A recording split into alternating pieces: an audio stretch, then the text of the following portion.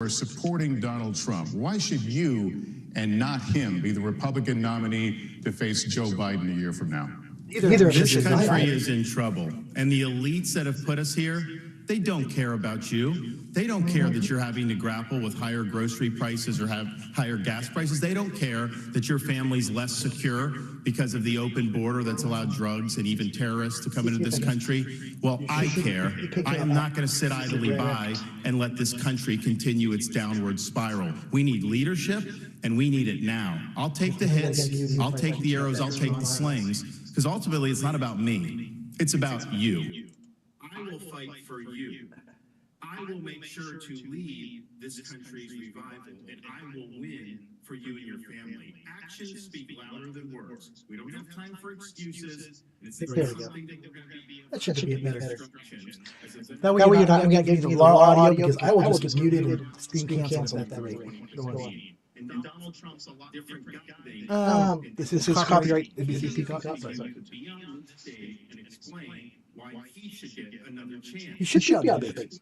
Why he didn't have Mexico pay for the border wall. He should explain. Because he did it a different way. He should explain why he didn't drain the swamp. And he said Republicans were going to get tired of winning. We saw last night. I'm sick of Republicans losing. Yeah, they're losing because of people like you.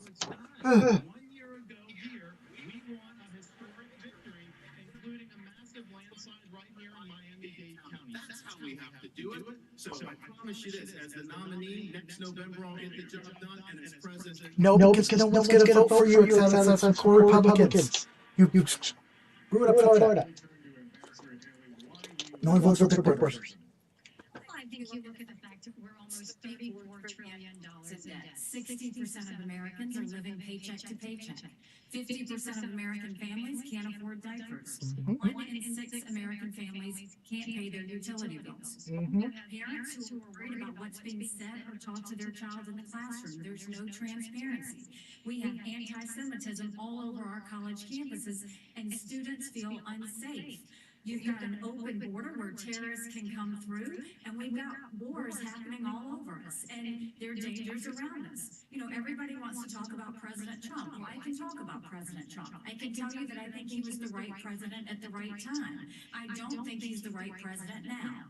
I think that he put us $8 trillion in debt, and our kids are never going to forgive us for that.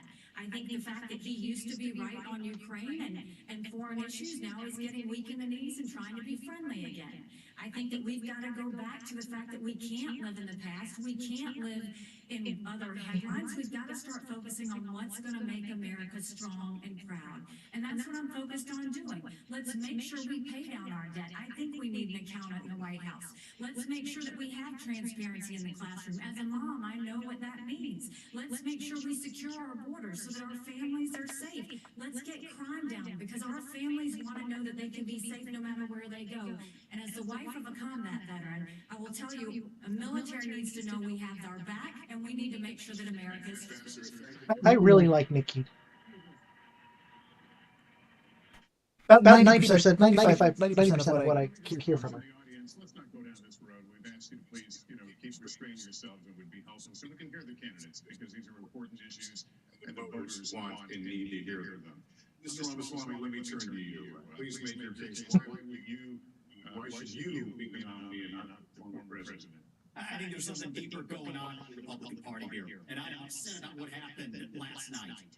We've become a party of losers at the end of the day. We've been cancer to the Republican establishment. Because of the stuff like you're saying. Daniel took over as chairman of the RNC in 2017. We have lost 2018, 2020, 2022, no red wave that never came. We got trounced last night in 2023. And I think that we have to have accountability in our party.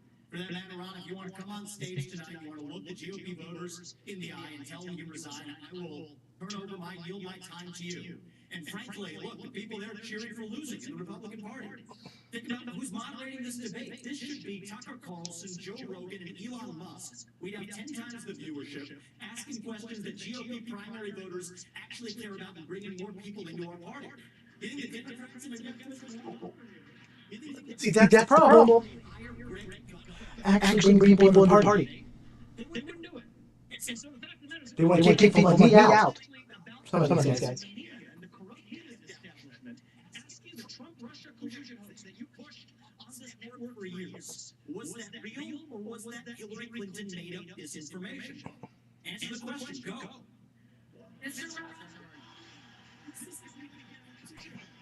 I like his enthusiasm. Do not like his stance on a lot of things. 2016 election. They rigged the 2020 election with the Hunter Biden laptop story, and they're going to rig this election on accountability.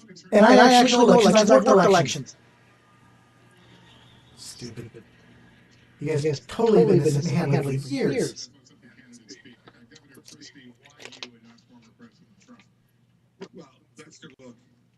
You said it at the beginning of the debate. We are dealing with extraordinarily important issues facing this country right now.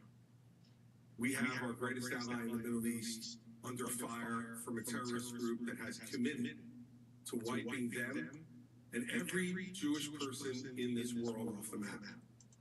We have Ukraine with Vladimir Putin, a communist KGB dictator who wants to put the old man back together. He started in Ukraine, and he's going to move to the Baltics and Poland after that.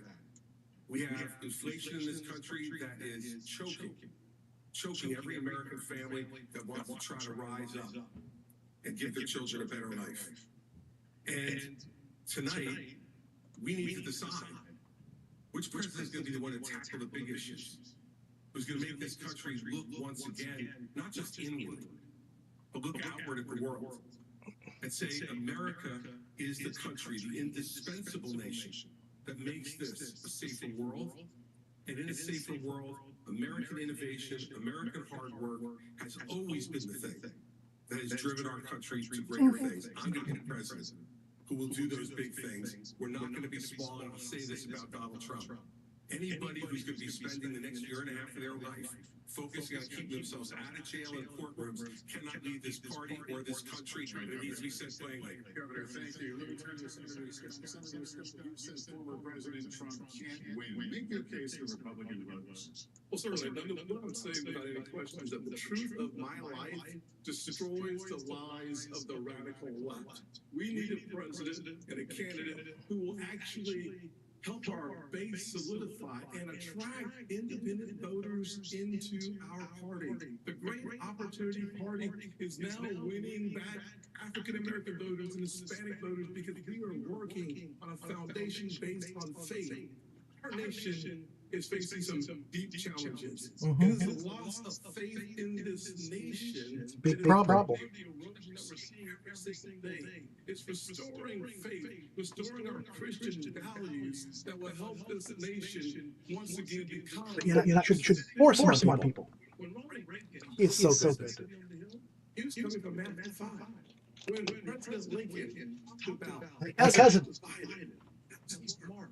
Our founding documents speak to the importance of the faith foundation. You don't have to be a Christian for America to work for you, but America does not work without a faith-filled Judeo-Christian foundation. I would be the president that helps us restore faith in God, faith in each other, and faith in our future. Without that focus, none of the issues, policies, and matter. He's right. To get back to being a nation. You need to be a leader. It's the city on the hill. But believe in each other enough for us to fight for that future. Thank you. We'll turn now to challenge the space. The next Commander-in-Chief, you'll all be fielding questions first from me and the Republican Jewish Coalition, then from Kristen and you. So as we continue forward, the Israel-Hamas war is barely a month old. Tonight, Israeli troops are fighting inside Gaza City with over 200 hostages who remain captive there, and civilian casualties mount inside Gaza. As President of the United States, what would you be urging Israeli Prime Minister Benjamin Netanyahu to do at this moment? Governor Sanders. I would be telling Bibi, finish the job once and for all with these butchers. They're massacring innocent people. They would wipe every Jew off the globe if they could. He cannot live with that threat. They would. By his country. It's going to pose a problem. Hostage, and they should unconditionally surrender. Sick of hearing the media. Sick of hearing other people. Hamas, different than Palestinians in general. In word and in deed, in public and in private. I tell been atrocious. We had Floridians that were over there after the attack. He left them stranded. They couldn't get flights out. So I scrambled resources in Florida. I sent planes over to Israel, and I brought back over 700 people to safety. It could have been more hostages. And I'll tell you this, I met the first plane load when they came to Florida, and one of the mothers pointed to a 6-year-old daughter, and she said, my daughter had been saying the last 2 nights, Mommy, I don't want to hear any more bombs, no more rockets. I just want to get back to Florida. So there's a difference between words and deeds. We acted and we saved lives. Thank you. Ambassador Haley, what would you do? What would you be encouraging Mr. Benjamin Netanyahu to do? Would you consider humanitarian cause, for example? The first thing I said to him when it happened was I said, finish them. Finish them. And the reason is I worked on this every day when I was at the United Nations. And we have to remember that they have to, 1, eliminate Hamas, 2, support Israel with whatever they need, whenever they need it, and 3, make sure we bring our hostages home. We need to be very clear-eyed to know there would be no Hamas without Iran. There would be no Hezbollah without Iran. There would not be the Houthis without Iran. And there wouldn't be the Iranian militias in Syria and Iraq. It's a complex issue. Our military men and women, if it hadn't been for Iran. And who is funding Iran right now? Who is funding? China is buying oil from Iran. Russia is getting drones and missiles from Iran. And we've been helping them too. We need to be clear-eyed. The last thing you need to do is to tell Israel what to do. The only thing we should be doing is supporting them and eliminating Hamas. It is not that Israel needs America. America needs Israel. They are the tip of the spear when it comes to this Islamic terrorism, and we need to make sure that we have their backs in that process. Thank you, Sister Swami.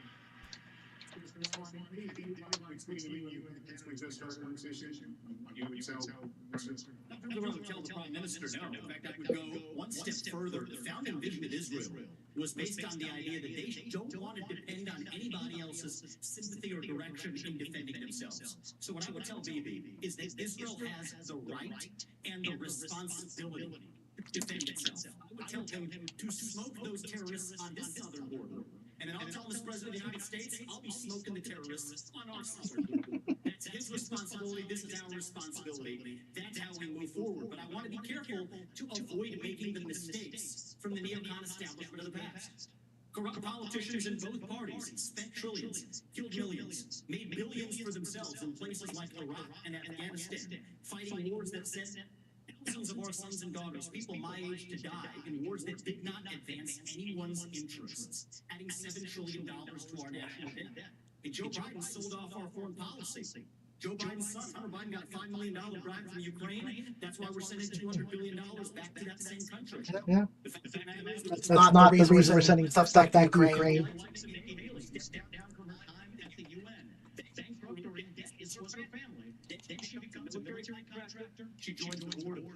It goes against every other candidate. It's not the way to do this.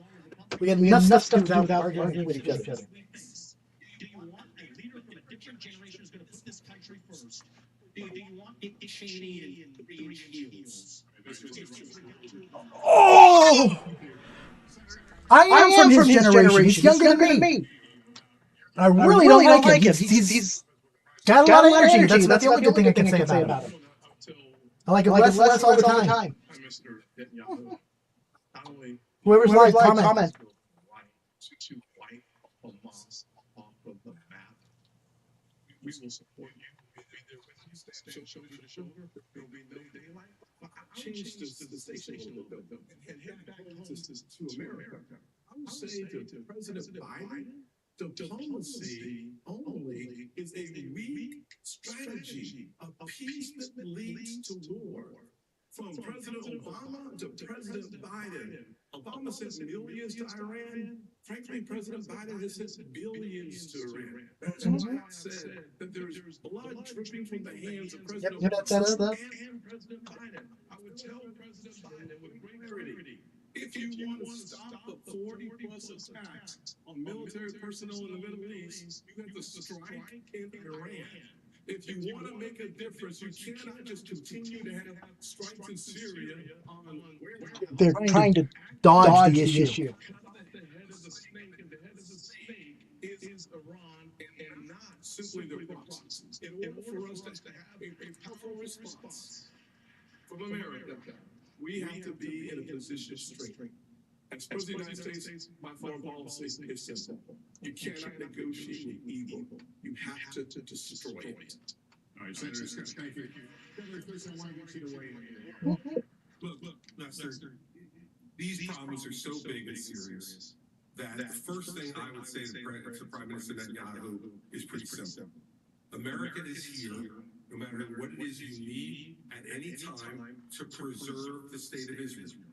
Remember that Hamas's main goal is to get rid of Israel, is to get Israel absolutely off the map. Now, there are three things I think I would say to him when he asked for advice. The first I would say is that it is absolutely your obligation to protect the territorial integrity of Israel. Secondly, to make sure you protect the security and the safety of your people. Every time something happens to compromise either one of those things, it creates greater unrest in the entire region. Second, you must go in and make sure that Hamas can never do this again. The fact is that Israel and their intelligence community failed. They failed here, and they failed the people of the state of Israel. And so we need to work closely and better together to make sure, one, that they're degraded, and two, that we know everything that's going on inside Gaza Strip, when it's going on, so that something like this can't happen to kill 1,400 individuals again. And the third thing is to keep your eye on the ball. Make sure that we continue to isolate Iran. Work with the reasonable nations in the Middle East, the other Arab nations who want to partner with you, and make sure that we continue to isolate Iran so their only friends in the world are the part of the evil forces, China, Russia, Iran, and North Korea. They're trying to dodge because split between Israel. It's good political stuff. The CEO of the Republican Jewish Coalition, a partner of the Republican National Committee in this debate. Here it is. Here we go. Attacks by Iranian-backed proxy groups on U.S. military bases in Syria. It's mainly commentary tonight because they can't do my live like normal. Of our U.S. servicemen. Do you support the use of military force by the United States against Iran? Yes, I'd first like to say they're 5-inch heels, and I don't wear them unless you can run in them.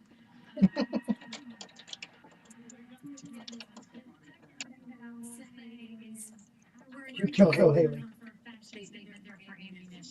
What we need to be doing for work in Syria is, first of all, the idea that our men and women could be targeted, and that we've allowed almost 100 hits under Biden's watch is unthinkable. We need to understand this is Iran giving the green light, telling them what to do, and we shouldn't be doing the tit for tat like what Joe Biden has done. We need to go and take out their infrastructure that they are using to make those strikes with, so they can never do it again.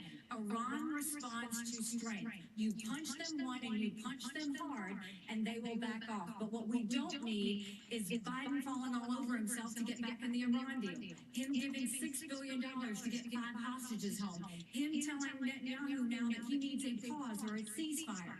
We don't need him going and sitting there tiptoeing around Iran because he thinks they're going to do something. You don't respond to an enemy and a terrorist with fear. You respond with strength. When you do that, that's when the world pays attention, and that's when Iran stops. Governor DeSantis has continued with you.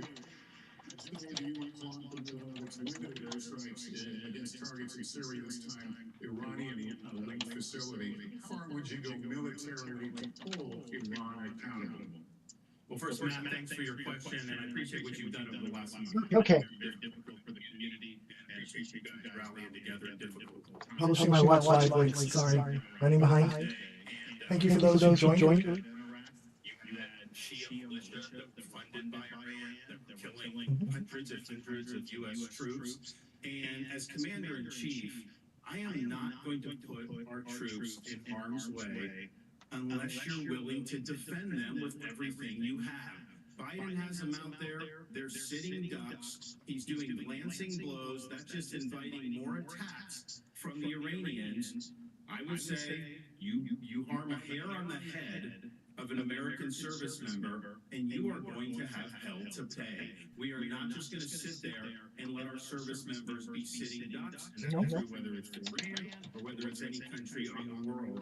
We have to be strong, and we have to defend the people who defend us. All right, thank you, Governor. And now our second and final Good point. motion from Matthew Brooks of the Republican Jewish Coalition. Please watch. Jewish students across the country are threatened and under attack. What do you say to Jewish students on college campuses who feel unsafe given the dramatic rise in anti-Semitism? And what do you say to university presidents and college presidents who have not met the moral clarity moment to forcefully condemn Hamas terrorism? Mr. Ramaswamy, would you like to take that? Absolutely. I think the scourge of anti-Semitism across this country, including in places like my alma maters and places like Brooklyn Bridge in New York, it's sad to see, but here's what history teaches us. Anti-Semitism is a symptom of a deeper cancer in a country and society that is lost, and we are lost. Several years ago when I wrote my Way book, to change subjects. That's what they teach you. they were chanting death to America, death to white people, death to Christians. Nobody was waking up back then. Now it's even bad. Now they're saying death to Israel and worse. So it is wrong, but we have to get to the root cause here. Now I think it's really important that we do this through leadership, not censorship. Leadership means fill that void with purpose and meaning. Dilute this wokeism and anti-Semitism to irrelevance. Don't tie them together. You don't even know what wokeism is. You're just making up terms. But I also want to caution here, if we go the direction of Ron DeSantis and Nikki Haley, with whom I respectfully disagree on this issue, censorship telling students to disband. Mark my words. Soon they will say if you question a vaccine and its side effects, you're bioterrorist. Soon they will say that if you show up at a school board meeting, Anti-censorship. I'm very anti-censorship. prisoners should be released. You're an insurrectionist. Great appropriate. So that's where this road ends. We don't quash this with censorship because that creates a worse underbelly. We quell it through leadership by calling it out. These university administrators have lost their way, and we need leadership at the top of the that restores our founding values and that has no place for this kind of anti-Semitic hate. That's where I stand while respecting our Constitution. Senator Scott, let me get you to weigh in on what you just heard. Let me just say to every single university president in America, federal funding is a privilege, not a right. Number one. Number two, every student who've come to our country on a visa to a college campus, your visa is a privilege, not a right. Number three, any campus that allows for anti-Semitism and hate, to allow students to encourage terrorism, mass murder, and genocide, you should lose your federal funding today, period. To all the students on visas who are encouraging Jewish genocide, I would deport you from those campuses. We have to stand strong with our Jewish Americans. At the end of the day, we should not have our Jewish students in a library being told to hide. On our streets in New York, a Jewish citizen has the right to walk on the streets of America with no fear. They have the right to go to college campuses, go to class, and not fear. We will restore that. I started working on anti-Semitism on college campuses in 2017 because even then there was a rise in anti-Semitism on college campuses. We must force the people off those campuses and Thank you. Let me turn to the Governor DeSantis. What do you think about what he just said? I was the first presidential candidate to say, if you are here on a student visa as a foreign national, you're making common cause with Hamas, I'm canceling your visa and I'm sending you home. You shouldn't be able to be here on. I can see both points of that, but yeah, generally agree.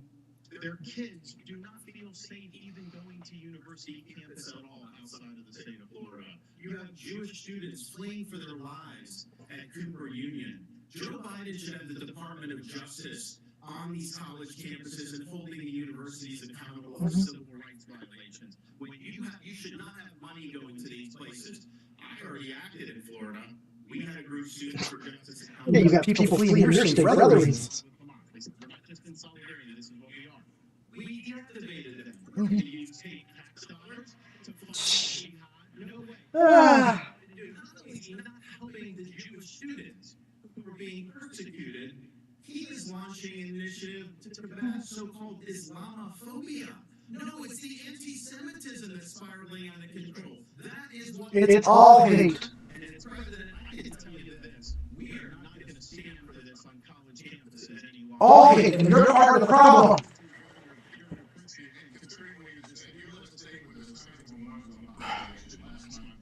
A 6-year-old Palestinian American boy was killed in Illinois by his landlord. His mother was also stabbed more than 12 times in what has been charged as a hate crime. What do you say to Muslim Americans who are also feeling afraid for their safety right now? Sir, I'm the only one on the stage who's actually had experience in dealing with this. I was appointed by President Bush to be the U.S. Attorney in New Jersey on September 10th, 2001. And when I took over that job after the September 11th attacks, I had to deal with a situation in our state that was explosive. We're the most ethnically diverse state in this country. And so first, we heard credible reports about Jewish students and synagogues being threatened in our state in the aftermath of 9/11. We made sure that we sent federal agents to those synagogues and we protected them. The same thing should be being done now. Hopefully the audio's not cutting out. I'm hoping. Let me know in the comments if anything's a problem. In New Jersey, and met with the leaders of those mosques and with the members of the mosques. And I said to them, law enforcement is on your side to protect you, regardless of your religion, if you are going to comply with the law. And we developed fabulous relationships with Muslim Americans all across the state of New Jersey, and we stopped any hate crimes that were going on either against Jewish Americans in New Jersey or Muslim Americans in New Jersey. It takes leadership, Lester, to know how to do this. You must work with both sides. Both sides need to know it, but let us never have a false moral equivalence between Hamas and Hezbollah and the Jewish people. The Jewish people stand for right and justice, and Hamas and Hezbollah stand for death. Chrissy, thank you. Ambassador, what do Bye. you say to But America Chrissy's got it pretty good on this. in this current environment that we're talking about? You look at Mhm. the country, and the country is all out of sorts. I think, look at what these kids are dealing with on college campuses. What makes me so angry is not only do you have the kids barricaded in the library, they said they were going to shoot up the kosher dining hall. You got kids' dorms who are being set on fire because they had something related to Israel on their doors. No person should ever feel in danger like this. And this is what I would say about our college presidents, is if the KKK were doing this, every college president would be up in arms. Yep. This is no different. You should treat it exactly the same. Anti-Semitism is just as awful as racism, and we've got to make sure they're protected. And for everybody that's protesting on these college campuses in favor of Hamas, let me remind you something. Hamas said death to Israel and death to America. They hate and would kill you too. And the idea that they're talking about genocide for the Jewish people, that's not the values of America. That's not us. We're better than that. We don't need to celebrate terrorists. We don't need to celebrate genocide. We don't need to celebrate violence towards anybody. We need to go back and soul search in our country and remember what we are about. And we are about taking care of people, not going and making them live in fear because some other terrorist activity says they want to destroy them. Exactly. Exactly. This is another question for the entire field, and we'll all get a chance to Okay. respond. Hopefully everybody can hear me.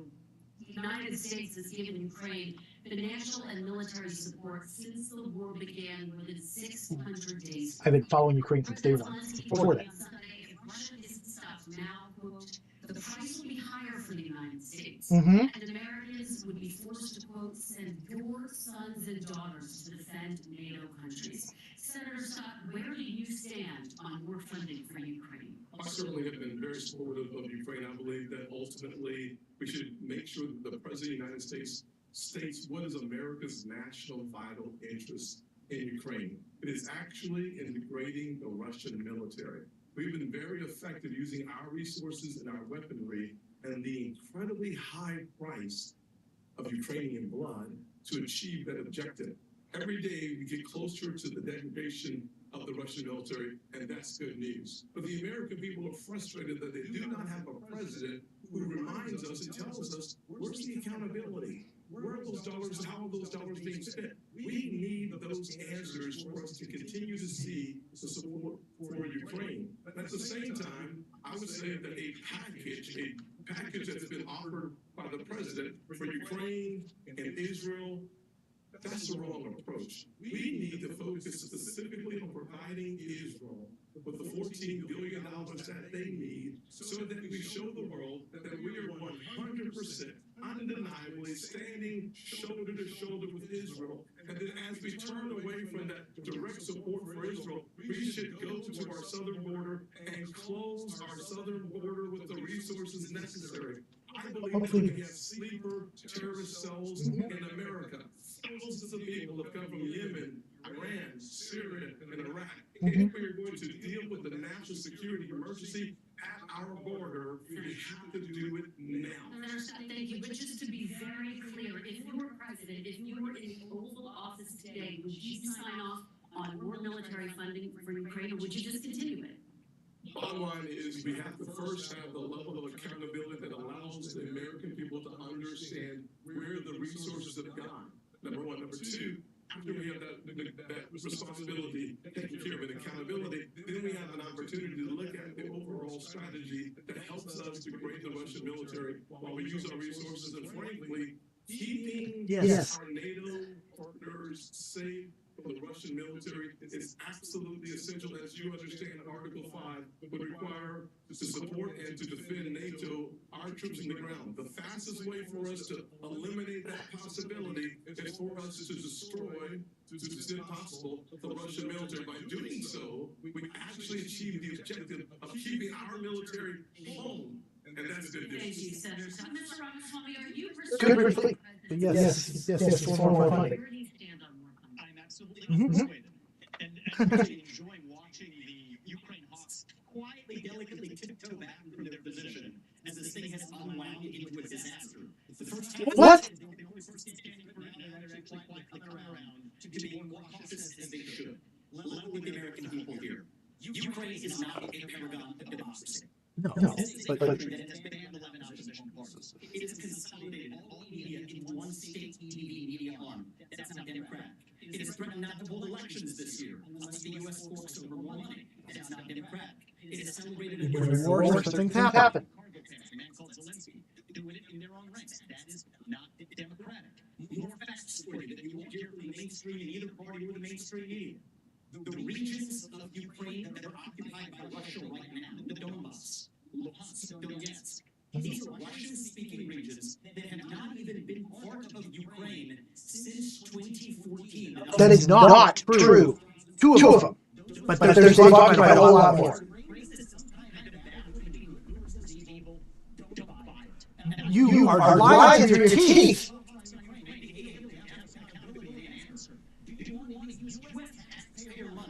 To fund the banning of Christians. That is actually what's happening.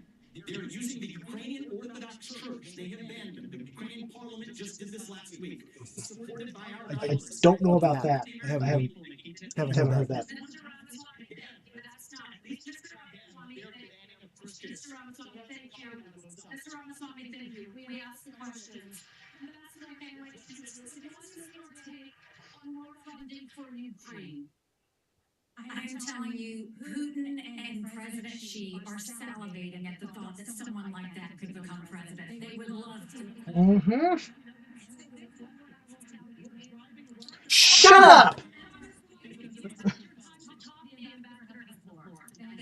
The first thing I'll tell you is we all remember what that thug did when he invaded Ukraine. We all know that 500,000 people have died because of Putin. And here is a freedom-loving, pro-American country that is fighting for its survival and its democracy. No, I don't think we should give them cash. I think we should give them the equipment and the ammunition to win. And I'll tell you, if Biden had done it when they first asked for it, this war would be over. Yes. Let's also remember this. When you left Afghanistan in shambles and left them with a ton of weapons and money. It's not that we left, it's how we left. When you look at Ukraine, don't think for a second, now everybody wants to move away from Ukraine. They'll want to move away from Israel a year from now. America can never be so arrogant to think we don't need friends. After 9/11, we needed a lot of friends. Now is the time to get partnerships. This unholy alliance between Russia, Ukraine, and China is real. There's a reason the Taiwanese want us to support Ukraine. It's because they know that China's coming after them next. There's a reason Ukrainians want us to support Israelis, because they know that if Iran wins, Russia wins. Ambassador, we have to see the combination of this. Ambassador, thank you. Governor Christie, what is your take? How long should Americans be expected to help fund the war in Ukraine?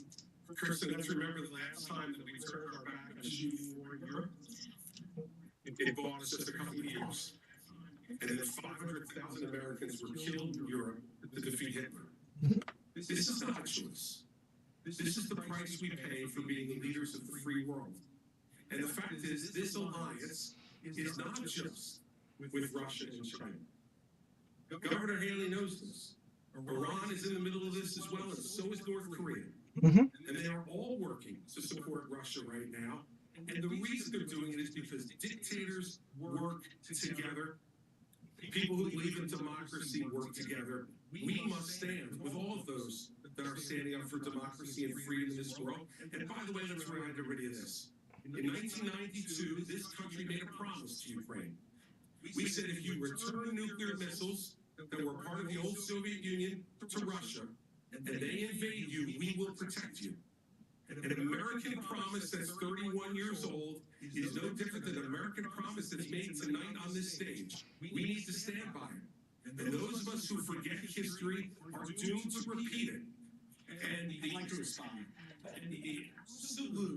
absolute giving in to dictators, which is being suggested on this stage, just shows the immaturity of the approach. They're not doing the 30-second responses like the other debates. Follow the format. Any suggestion by Zelensky or anyone else that we're going to eventually have U.S. troops there, I can tell the American people when I'm president that will not happen. We are not going to send your sons and daughters to Ukraine. I am going to send troops to our southern border. If you look at the threats that we face, terrorists have come in through our southern border. Yeah, but you can't. It's not either or. I don't want to put people into Ukraine, but we might need naval. Some of it going to pay pensions for bureaucrats and salaries. That is a totally ridiculous use of American tax dollars. That's not how the budgeting works. The media repeat that. What most of the money is money to process more illegal aliens into this country. How is that solving the problem? That's making the problem worse. And what does he do for the Indo-Pacific? A pittance. That is the top threat that we face. We need to bring this war to an end. We need Europeans to step up and do their fair share. We need to get serious about the top threat that this country faces, which is the Chinese Communist Party. So hopefully you guys can hear. We're going to go from the hot wars in Ukraine and Gaza and Israel to what many people are calling the new Cold War with China. And I remind the audience that it's important for our visitors at home to be able to hear you, and especially for the people in Beijing to hear you. Many Republicans believe that the Chinese Communist Party and General Secretary Xi is an existential threat to the United States. The flashpoint is Taiwan. For decades and decades, the American military, but primarily the United States Navy, has deterred an attack from China to the island state of Taiwan. Reagan's Navy of 600 ships is gone. Now, the question to you is, I'll start with you, Ambassador Haley, because you were... We have the most powerful Navy in the world. By far. It's now in 291. Is that big enough to deter and, if necessary, defeat the invasion of Taiwan? China has the largest naval fleet in the world. They have 350 ships. They'll have 400 ships in 2 years. We won't even have 350 ships in 2 decades. China has built up their military. It's not just land, air, and sea. They're doing cyber, they're doing artificial intelligence, they're doing space. America needs to modernize modernize our military. We've been cyber war for years. And the first thing is, you go and you make sure you have the backs of Ukraine. That's why the Taiwanese want us to support Ukraine, because they know that sends the biggest message to China. The second thing is, we go to China and we start being tough on them. No more sales of our American soil to China, and let's take back what they've already stolen. Then you go to universities. No more having millions of dollars go to our universities. Then we will go and end all formal trade relations with China until they stop murdering Americans from fentanyl, something Ron is yet to say that he's going to do. And then we modernize our military. When we strengthen our military, when we modernize the focus of cyber, artificial intelligence, and space, when we make sure that we have the backs of our friends, whether it's in Israel, whether it's in Ukraine, and we should be arming Taiwan. Make sure they have the equipment they need. Make sure they have the training they need now. There's nothing China fears more than knowing that America will have Taiwan's back. Let's make sure that we show it by making sure they have the equipment they need. Sanders, my question is specifically about the Navy. So 291 is going to go down perhaps as low as 280. Is it enough? And what would you build if you were going to build one? Not enough. We have to have the ability to back up a strategy of denial of President Xi's ambitions. And if China is able to be the world's leading superpower, that will affect you and your family in ways that are going to be very bad. They will export authoritarianism all around the world as the cost of doing business. They will impose things like social credit scores and internet monitoring. So this is, to this generation, what the Soviet Union was to the post-World War II generation. I've already released a plan. We're going to get to 355 ships at the end of the first term, 385 ships at the end of the second term, but we're going to have a path to 600 ships over the next 20 years. I think the future of freedom is going to be determined in the Indo-Pacific. We have a strategy not just military, but decoupling from the economy and fighting them here at home with their cultural. You know, Ambassador Haley said somehow I wasn't doing. She welcomed them into South Carolina, gave them land near a military base, wrote the Chinese ambassador a love letter saying what a great friend they were. It was like their number one way to do economic development. In Florida, I banned China from buying land in this state, and we kicked out universities, and we kicked the Confucius Institutes out of our universities. We've recognized the threat, and we've acted swiftly and decisively. Senator, you've been in the Congress since 2011. Defense spending has fallen over an entire period of time. Where are we going to get the money, and what would you build, and what kind of ships to deter China from attacking Taiwan? So many problems with the question. Number one, we do not have currently a defense industrial bank that allow us to have the kind of production that we need in order to keep America safe. Frankly, we are not prepared to fight and engage in 3 continents at the same time. Think about where we are today. In the Middle East, we are in the midst of trying to back our strongest ally. In Eastern Europe, we've seen our resources and our weaponry help degrade the Russian military. The Indo-Pacific, we have real challenges. The long-term threat is China.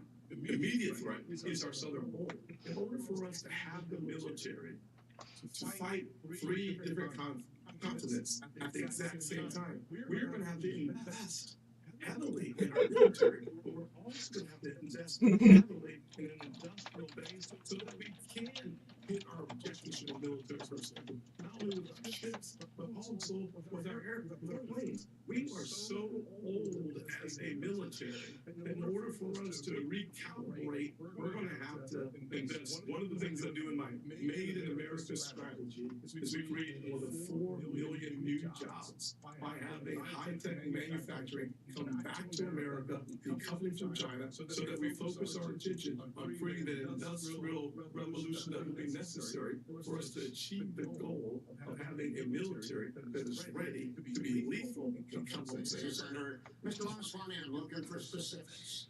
What would you build? Where would you build it? When would they be in the water? How big would the fleet get? First answer is in the toxic divest to invest program. For people who don't know about that, we're decommissioning ships in the South China Sea. The foundation of war is economics. Rebuild our defense industrial base at home. But here's the dirty little secret. Our actual defense industrial base depends on China for the supply chain, for the F-35 jets, for the ships that we're building. Think about this. Why do we stockpile that if it isn't to actually be strong against our enemy, China? We depend on them for that, just like we depend on them for pharmaceuticals, just like we depend on them for semiconductors. So here's why we can't get tough with China. It's because we depend on them for our modern way of life, and we have to declare economic independence from our enemy. That's the Declaration of Independence. Got that one thing right. 1833, when it's signed. And today we were alive. That's the Declaration of Independence that I will sign as the next president. Ooh, I missed that part over it. Ron DeSantis was correct about acknowledging Nikki Haley's tough talk when she was ambassador to the UN, calling China our great friend, bringing the CCP to South Carolina. What left out, though, Ron, to be honest about it, there was a lobbying-based exemption in that bill that allowed Chinese nationals to buy land within a 20-mile radius of a military base lobbied for by one of their donors. I think we have to call a spade a spade. We need politicians who are independent of the forces. Well, Tristan said, I've seen caught him so many lies tonight. You are not buying land in this country. You will not donate to universities in this country. U.S. businesses have expanded into the Chinese market to be played by the same set of rules. You're kicked out of the WTO, and you actually have to have accountability for the COVID-19 pandemic financially. You can tell the world. Oh, wow. Hold them accountable. I think that we need to increase our naval capacity by at least 20% over the course of the next several years. I think we have to, at minimum, be able to meet our AUKUS agreement standards. Right now, we are at risk of not even being able to meet our AUKUS standards with Australia and the UK. So what we need to do is have a plan that reverses the trajectory of the divestment. I've never heard that pronounced. AUKUS. Over the next 3 years. My first observation here is that nobody answers your question. And they're the enemy. I know China is the enemy. And that's what we should focus on. So let's be really clear. The nuclear submarines in this United States Navy is the greatest deterrent. Yes. Thank you! Nuclear submarines. I keep not wanting to talk over for some reason. Hey, I don't interrupt them. And effectively, and if we are going to deter China, Make it nice.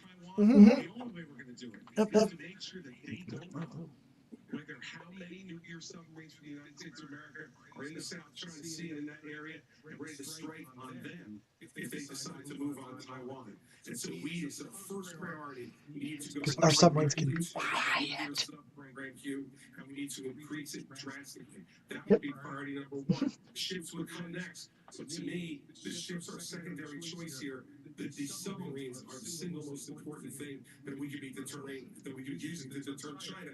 But the other thing we can do to deter China is to let them know that the blood money they're spending for Russia in Ukraine right now will not be effective. That we send Putin home with his tail between his legs and make them understand that the same fate waits for them if they decide to move towards Taiwan with a more aggressive nuclear sub-program. We'll be able to make that threat real. Thank you, Governor. We're going to take a brief pause now. We'll be back to the Republican presidential primary debate. Please stay tuned. Okay. So turn that volume down. We are at the first break. I'm going to try to sit here through this break, but I guess ask me anything. Yeah. Matthew, yes, I would have liked to have cussed out on myself, but I just not the cussing style. It's not me. Except Ron. When he first took the stage in the first debate, I kind of liked him. Vivek, sorry. Vivek, because of his energy, his youth, but he was very pro-Trump, and he's got a lot of things, and he's very good at a politician. He seems to be in it for himself, and seems to say what he thinks will get him votes. And that scares me, because if that's all you are, and you're just going to lie in a simple little debate like this over, I can't trust you at that much. How am I going to trust you anything bigger? It's bad. Chris Christie has his baggage, but otherwise, I like most of what he said. He's very deliberate. He's polite. And I like Nikki. Nikki is doing really, really well. From all the stuff, other than her previous stuff about LGBTQ and transgender, which I think is just a misunderstanding on her part. I've really liked Nikki. For the most part, no one is ever going to agree with you 100% with what you're going to say, because and what you stand for, unless you're yourself, which is what I want to do. Because I agree with myself most of the time. No, it's going to be fun. If you're live or if you come live or see this later, comment, reach out. I'll see it. Try to get back to you. Versace. Right now, I'm going to continue this. I want you to ask me anything.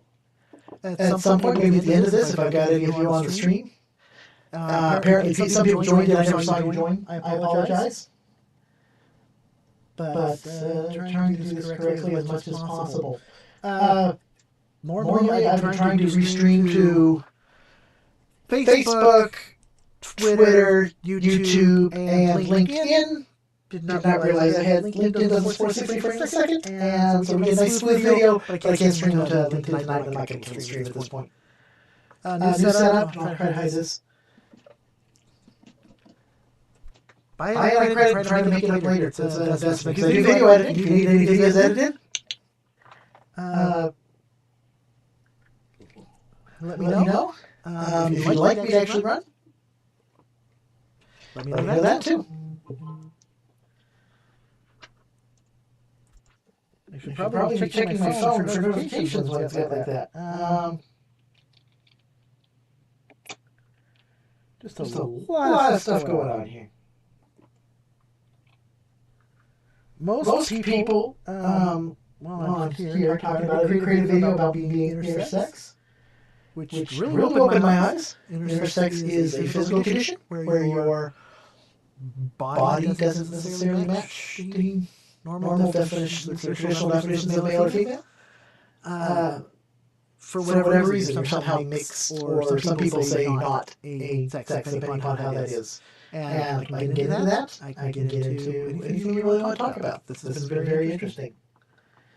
And that has opened my eyes to a lot of different things, and I am very much liberty and supporting people's choices, at least from a legal standpoint in the United States, whether it agrees with us personally or not is another story. And how am I getting an echo? Last week, Congressman Mike Gallagher, who is chairman of the House That's how. Select Committee on the Chinese Communist Party, published a long essay on TikTok following the flooding of pro-Hamas propaganda on the TikTok accounts across the United States. Chairman Gallagher called it shocking. He called the app predatory, controlled by America's preeminent adversary. One used to push propaganda and divide America is spyware, he said. TikTok. Oh boy. Christine, do you agree with Chairman Gallagher? And if so, would you ban or force the sale of TikTok? TikTok. These. 100% with Chairman Gallagher, and let me say No. TikTok is not only spyware. It is polluting the minds of American young people all throughout this country. It's all adults too doing it. It's not just young people, and you don't understand. People don't understand social media. All of this anti-Semitic, horrible stuff that their algorithms were pushing out at a gargantuan rate. This is China trying to I didn't see a single one. United States of America. And this is one of the big failings among many. Because of the way the algorithm works. He talked tough about TikTok. I heard him do it many times. But when it came down to it, he did not ban them when he could have and should have. Since then, Because the guys didn't understand the difference between that and that's the same thing as all the social media. It's not just TikTok. Which we know is going on in the theft of American personal data and information. That is a problem. In my first week, But it's a common problem. we would ban TikTok. No, you don't ban TikTok. You make laws that restrict the information gathering. Facebook's not in China. No, but they still do the same information gathering. They're not permitting a free flow of information to the Chinese people from our social media companies. And TikTok moved out of China, but yeah. Let them do what they're doing. TikTok should be banned because they are poisoning American minds. No. And they would do it week one. Thank you, Governor. I want to go to Governor DeSantis. Would you ban or force the sale of TikTok, regardless of whether TikTok moved out of China, well, headquarters at least. Yes, I think that China is the top threat we face. It is a problem With China. So my policy on China and the Chinese Communist Party is very simple. We win, they lose. And in order to do that, it's not just military, It's economic and it's cultural. And as the dad of a 6'5" and a 3-year-old, We've been at war for 2 decades over cyber. Nobody cares. that they're getting from our young people and what they're doing to pollute the minds of our young people. These kids get these devices and they have a mind of their own. And I know a lot of parents are looking, it's hard to even keep it out. China's obviously the most extreme, but this is happening with other things. So we are going to do that, and we're going to make sure to protect the American people. It's a full spectrum approach. We do need. To fend China off. Yes, military deterrence. Yes, economic decoupling. But also their role in our culture. If we don't, That's a good point. we're not going to be able to win the fight. Good point. Good point. You know, I'm going to speak to the fact that 2 people hit me and you didn't let me respond. So let's first talk about the fact that they want to talk about the Chinese land from 10 years ago. Yes, I brought a fiberglass company 10 years ago to South Carolina. But Ron, you are the chair of your economic development agency that as of last week said Florida is the ideal place for Chinese businesses. Not only that, you have a company that is manufacturer of Chinese military planes. DeSantis cannot win. They are expanding 2 training sites at 2 of your airports now, one which is 12 miles away. We got real problem with DeSantis. Then you have another company that's expanding, and they were just invaded by the Department of Homeland Security. So mine was 10 years ago. Yours was 6 years ago. What's your story? I abolished that agency that she's talking about. We abolished it, and of course we've been He's growing the website. recruiting You said the website. Mr. Ramaswamy, we've talked about this. You campaign on TikTok. How do you get TikTok banned if you use it? TikTok. I want to laugh at why Nikki Haley didn't answer your question, which is about looking at families in the eye. In the last debate, she made fun of me for actually joining TikTok while her own daughter was actually using the app for a long time. So you might want to take care of your family first. Leave my daughter Yes. Americans are using it, and that's actually the point. Yeah, her supporters propping her up. That's fine. Here's the truth. The easy answer is actually to say that we're just going to ban one app. We got to go further. We have to ban any U.S. company actually transferring U.S. data to the Chinese. Here's a story most people don't know. Airbnb hands over U.S. user data to the CCP. Now, that's a U.S.-owned company. So this is the problem when you have... But that is now he's got. See, he does a few things. He's younger and understands it, but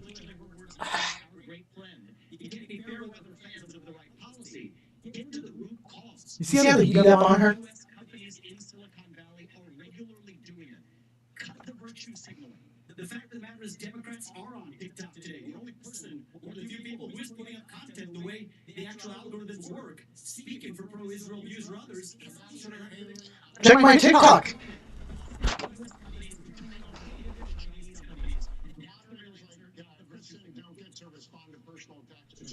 Thank you very much. You know, when he talks about me praising China, he doesn't know the fact that the reason China was praised was because I negotiated with China and Russia the largest set of sanctions against North Korea in a generation.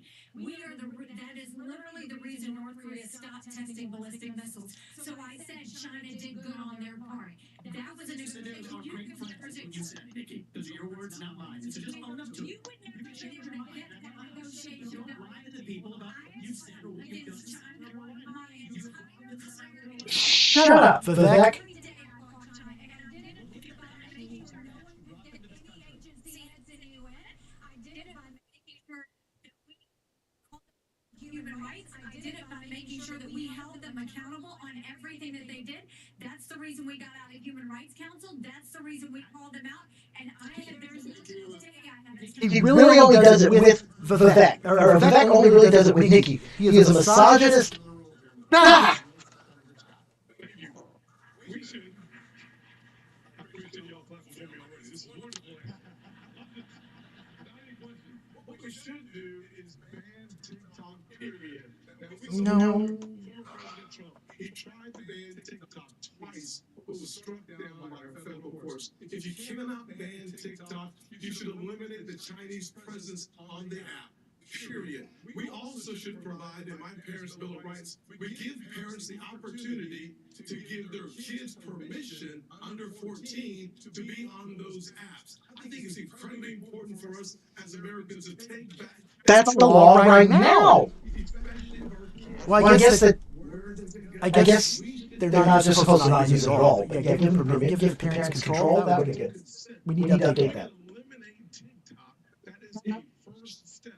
But it's not just TikTok. China continues to spy on our kids, but they're also buying our farmlands. We talked about that several times there. We have to make sure that we use the tools that are in our toolkit to stop China from buying farmlands near our Okay, who's watching? The other thing we have to do is make sure YouTube. stop stealing our Welcome. property. They're literally stealing our IP to compete against us. In my administration, we stop that day one, and we start making sure that we create six-figure income for jobs made in America. We do need that. Strategy. Kristen. Comments. I'll get to it. Ask me anything. Where millions have fled political and economic turmoil. Many Venezuelan immigrants are settling right here in Florida. Former President Trump and President Biden have taken different approaches to Nicolas Maduro's regime with little result. Former President Trump put economic pressure on Venezuela and backed one of Maduro's rivals. President Biden temporarily eased sanctions to encourage electoral reforms. Governor DeSantis, do you see the political situation in Venezuela as a threat to the United States, and what would your approach be? We should never rely on Venezuela for oil like Biden trying to go beg. I'm going to unleash all of America's energy potential. On day one, I'm taking all the Biden regulations, the Green New Deal, ripping it up and throwing it in the trash can where it belongs. Not all. A lot need to be reduced, but I'm pro-environment. We're also going to be more energy independent and secure. We'll choose Independence. We'll choose the Marcellus over the Mullahs, and we'll choose Bakken over Beijing. That is good for America's national security. Biden's Green New Deal, that's good for Venezuela, it's good for Russia, it's good for Iran, and it's good for China. So I would turn the screws on the Venezuelan regime. I think it's a corrupt, dictatorial regime, and we should never go hat in hand begging for oil from them. Just to be clear, would you reimpose the sanctions? Yes, absolutely. Ambassador Hannon, what would your approach be? You know, I stood on the Simon Boulevard Bridge and watched thousands of Venezuelans cross for hours in the hot sun, holding their babies to get the one meal they might get that day, going from Venezuela to Colombia. They were fleeing socialism and begging for freedom. We need to make sure that we do everything we can to sanction Maduro. We shouldn't be getting dirty oil, and Biden just gave 500,000 Venezuelans temporary priority status, which is just going to have more of them come. But on the energy side, it cracks me up that Ron continues to do this. He has opposed fracking. He's opposed drilling. Last time he said it wasn't true, and everybody found out that it was true. He opposed it before Florida voters even voted on it. DeSantis lies. That's the way it is. And you're trying to make up for it and act like you weren't a liberal when it comes to the environment. You were. You always have been. Just own it if that's the case. But don't keep saying you're something that you're not. Let me respond to that. So, I energy plan. am very pro-environment, but smart environmentalism, not anti-energy. I don't think it's a good idea to drill in the Florida Everglades, and I know most Floridians agree with me. You ban fracking. Thank you very much. Fracking's another story. There's good and there's overdoing. Versus the economy. This is a question that will go to all of you. An Iowa voter recently told NBC News, "How am I going to make sure my pantry's stocked without breaking the bank?" Inflation. Prices is to cut government spending. But that would take time to play out, and Americans are struggling right now. Senator Scott, I'll start with you. What would you do the moment you take office to help Americans manage the cost of living? So we're talking about short term here. My mother was a single mother who raised me. I've been on food stamps, or my family was, Economic situation.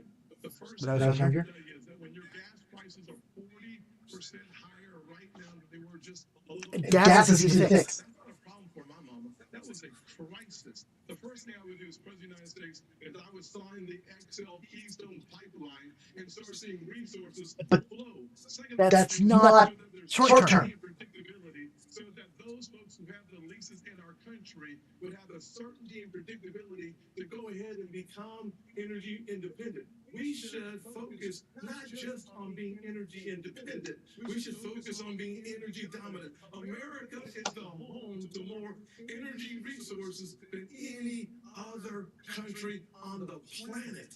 We can reduce the price of energy, we can reduce the price of food and the price And watch my TikTok.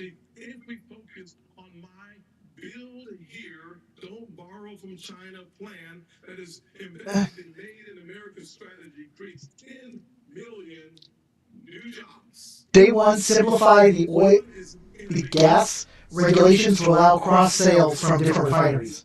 It would lower oil costs in like a week. Opportunity as Americans to actually export the surplus energy that we create in our nation and disconnect from China and from murderous dictators and tyrants around the world. But those are all longer term plans. Short term. That doesn't make gas cheaper that day. I'm talking about you become president. What can you do specifically to help people feel better about their situation or be better with their situation? Well, actually, it does, to be honest with you. The way that the economy works is it works on the ability to anticipate excess supply. That is true. The demand. When that happens, confidence drives our prices down because we know there's going to be a greater surplus. When you allow for those who have leases, It still takes a month or so, a few months. using those leases for more energy. Because the future, he's talking futures market. Put our economy in the strongest position, and as a result of that, prices are going down. That is the kind of economy that, as President of the United States, I would lead this nation to making sure that we first use the resources in our own country and not going outside of our country in order to achieve our objective. You know, Proverbs 22:7 reminds us that the borrower is slave to the lender. We have become an indentured servant too often to countries like China. By having an energy economy, we start allowing regulation return, Senator. It's the same question to Governor DeSantis. Can you give us some? You ticked off a number of things a moment ago, but some specific examples of ways that would put people on a better economic footing right away. So I started off working minimum wage jobs. I did $6 an hour as an electrician's assistant. I worked all kinds of things to be able to get through school. And I did that because I believed in America, if you work hard to get the most out of your God-given ability, you can get ahead. And what's happening now, many of you are working hard and you're falling further and further behind. I've met people in Iowa, New Hampshire, and all across the country who've talked about all the burdens that they're facing. Prepared speeches. These prepared speeches are just people the same story.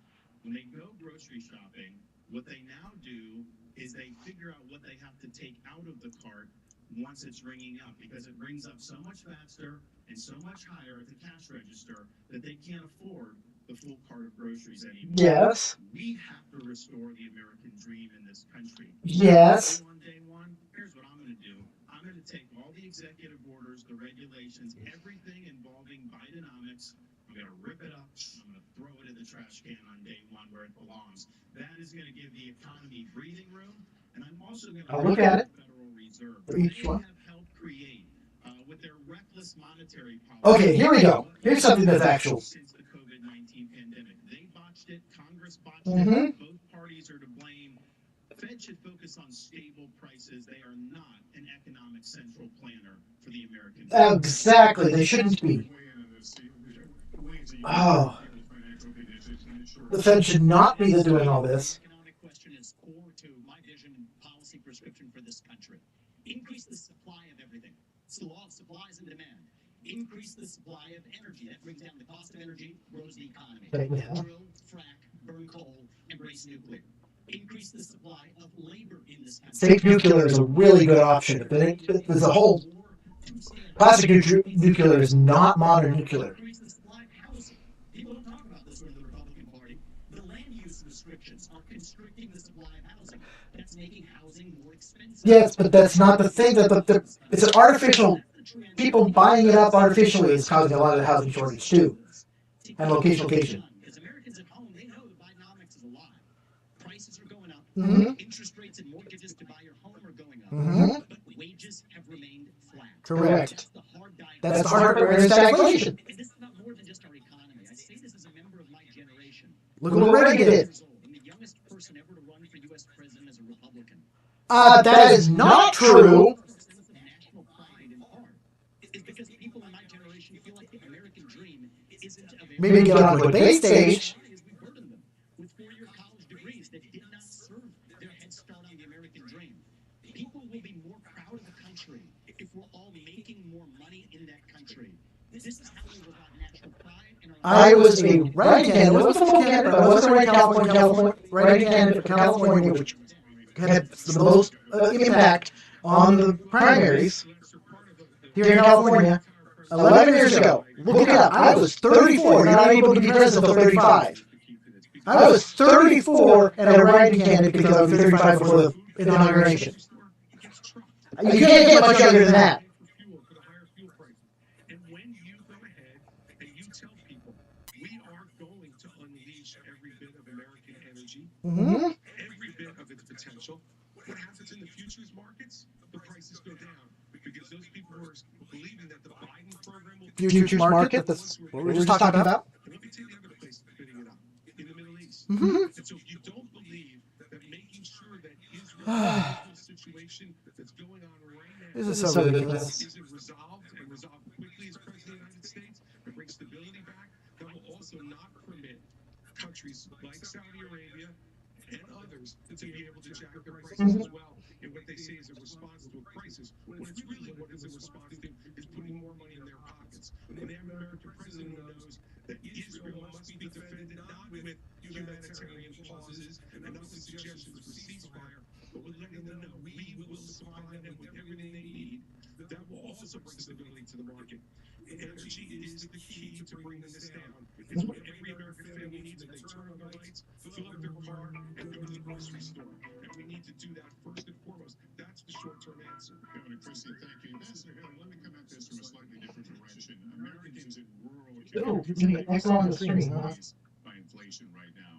An Iowa State University study found that last year inflation cost rural households about an extra $5,000. How would you specifically help rural Americans who are suffering right now, Ambassador? Well, I'm a product of rural America. I grew up in rural South Carolina. And I can tell you what we're seeing now in America is the rich are getting richer and the poor are getting I bet you that's what it We have is. to go and start beefing up the middle class. And the first thing I would do is I will eliminate the federal gas and diesel taxes in this country. We'll cut taxes on the middle class, but we have to stop this spending binge that's happening by Republicans and Democrats in Congress. I will make sure. I'm gonna turn that mic off. That's my backup mic. That's what's that. And hopefully that helps. $7,000 agents going after middle America. We'll go after the hundreds of billions of dollars of COVID fraud that exist. One out of every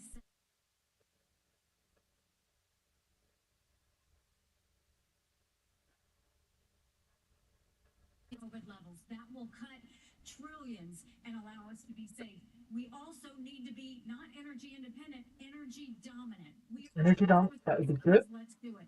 But the reason no one should give Improving nuclear. on the amount of ships in the Navy is because in a few years, our interest expense is going to be more than our defense budget.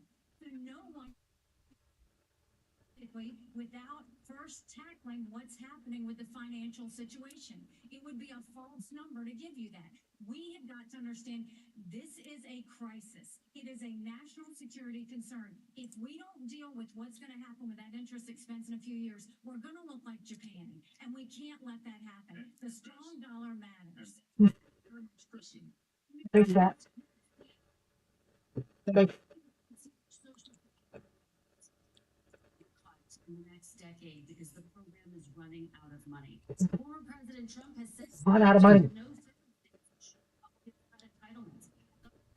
First to you, you have proposed raising the retirement age for younger Americans. What would that age be specifically, and would you consider making any other reforms? Look that way. Problem. Now, look, we raised the retirement age a few years during the first 2 years.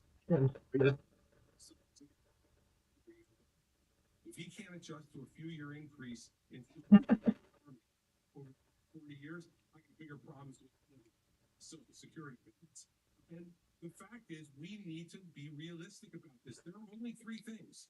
Any better?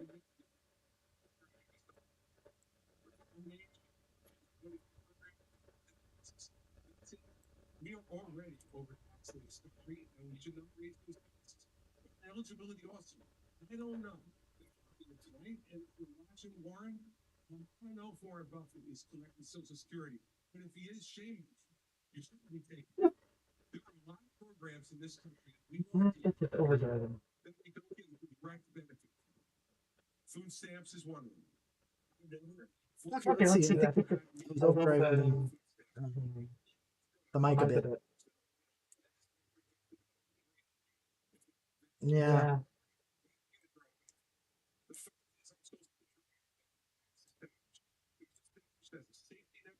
That should help a little bit. People should not be Social Security. Governor, can you give me a specific age? 69, 70? What would the age be? This is going to be interesting. Yeah. All right, Ambassador Haley. Let's, This because you said that you think about raising the retirement age. Have you determined what specifically, and what other reforms are you looking at? I think I need to put a delay in. They're not going to take on entitlements is not being serious. Social Security will go bankrupt in 10 years. Medicare will go bankrupt in 8. Right now, you have Ron and Trump joining Biden and Pelosi saying they're not going to change or do any sort of entitlement reform. What we need to do is keep it. But for like my kids in their 20s, you go and you say we're going to change the rules. You change the retirement age for them. Instead of cost of living increases, we should go to increases based on inflation. We should limit benefits on the wealthy. Mhm. I can tell you he hates getting that check. Limit the benefits on the wealthy, and then expand Medicare Advantage plans. Seniors love that, and let's make sure we do that so they can have more competition. I like her.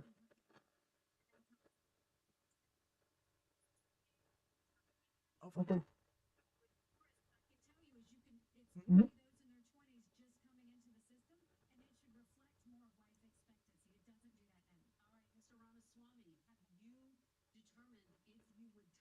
What, if any, reforms do you want? Hopefully the echo's getting a little better. With the 50 mics.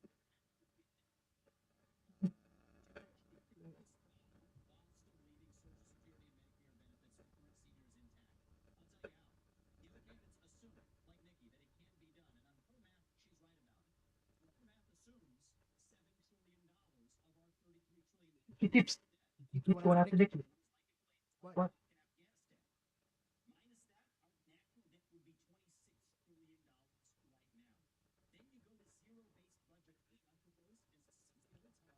Zero-based budgeting. I proposed that 11 years ago.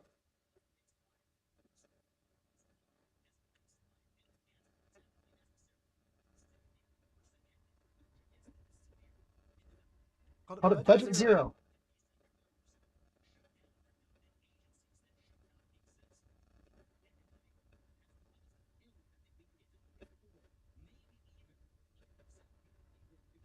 Mhm.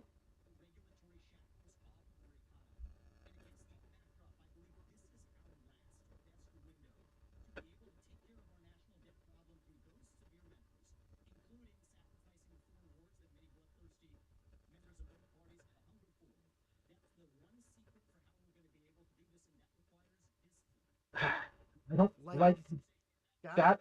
And I think he's got another motive. Efficiency is the way we do it. The number one way is efficiency.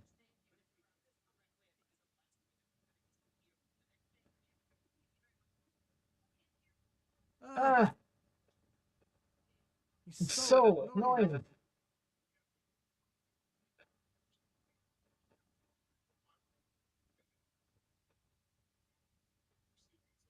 I can kill the echo entirely. There's one mic here. Hold on.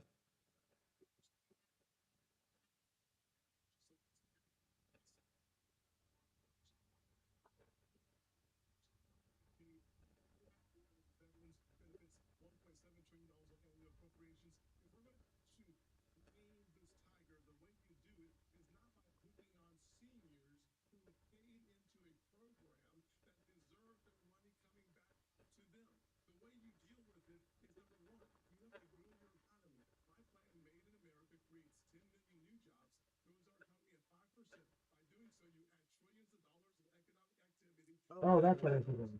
He needs to.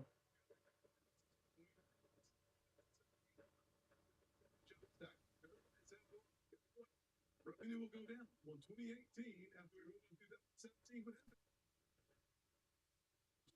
Next year, it went up by another 3%. So what we know is that the Laffer curve still works. The lower the tax, the higher the revenue. That should help a bit. Back to pre-2020 spending, which will save us about $500 billion in the next budget window. By doing that, reducing Social Security, our Raise the retirement age. Should be open to raising the retirement age, or we rule that out. all you have to do is go to a farm in Iowa and watch the hard work, the dedication. Yes You or and no? I have a conversation. Yes or The no? answer is no, but listen to this before you go on. That should do it. One mic for the streaming and the other mics for backup for recording.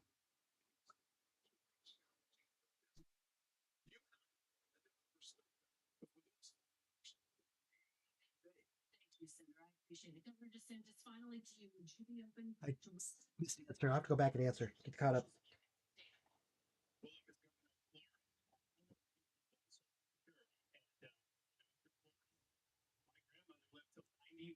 Social Security was her sole source of income, and that's true for a lot of seniors throughout this country. So I'd say to seniors in America, promise made, promise kept. Stand with the prices, and you need that Social Security check. So we'll make sure to get that done. What can you do to help shore up Social Security? One of the things that's causing problems is the inflation. We have to reduce inflation. You have higher inflation, the seniors get a cost of living adjustment, which means the program's spending more, but it doesn't cover the increase in the actual inflation. We do need to get to at least 3%. We're never going to be able to have an issue to be able to close the budget without that. But I would note that Congress for decades took money from Social Security. Social Security would have more tax revenue than it put out. They take it and then they Take money, it borrows it. Part of the national debt is owed back to the Social Security thing.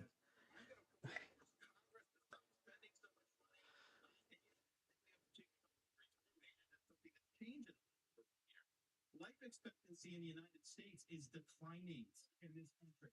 raise it or raise the When expectancy is declining, see how you can raise it the other direction. So it's one thing to peg it on life expectancy, but we have had a significant decline in life expectancy in this country, and that's the fact. Governor DeSantis, thank you. Thank you, candidates. And we will be right back.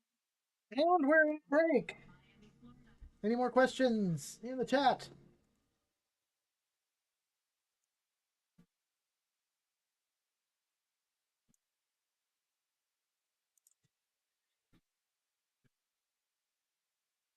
Hey.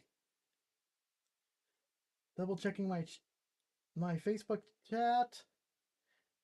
Streaming multiple places, lots of stuff going on. Hope you're all doing well. Yeah, there's common themes. Lies from two of the candidates, constant. Vivek and DeSantos, that's nothing real new. What else we got going? Energy. If you haven't seen modern nuclear, the stuff is safe, cannot really melt down.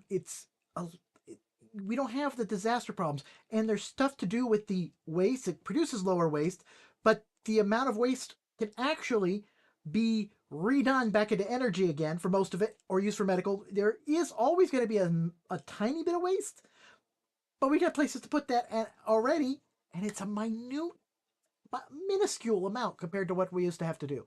So we already have enough storage forever. In fact, we can use what's in storage and reprocess it for nuclear fuel. It is possible. And completely safe, no pollution. And you say, well, what if it melt down? If it really can't, the technology. If you guys have ever seen a fireplace with logs in it, and you've seen a pellet stove, and the pellets just drop a little pellet. Well, if you turn off the pellet stove, the fire burns itself out, right? Because it's pellets. The worst case is that, it burns that extra pellet for a while. That's the way modern nuclear works. Modern nuclear works much closer to a pellet stove, whereas the old ones used rods, which was much more of a fireplace. What would happen is something would go wrong with the rod, the whole thing would be catastrophic, you'd lose control of the reaction. You can't lose control of the reaction if there's no fuel to have the reaction. So we've got a lot better there, and that's classic nuclear. We are getting to nuclear fusion, thanks to the NIF facility at Lawrence Livermore National Laboratories. We've actually could do that, but it's a giant facility that's still years off before we can get it down to a size that we can actually use across the country. But we should be energy dominant. That is the way we are going to be able to do this and manage it. We're not feeding countries that don't have our interest at heart, and we're also not having to import and risk all that work of transporting oil. These environmental groups want to reduce our use on oil on the United States. We don't want to use our own oil, but then if we don't use our own oil, then we're having to ship it across a whole ocean. That's riskier. They also don't want to use the energy off California. You know how many gallons of oil seep out of the ground every day? Off the coast of California, polluting the waters, hurting wildlife. We go drill that. It actually helps the wildlife, helps the environment, but it's not in my backyard. I don't want to see that out there. Nuh-uh. That's a problem. Smart environmentalism. Someone sent me something, maybe?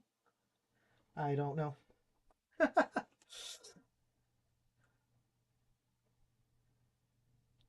We are getting back to the debate, I think.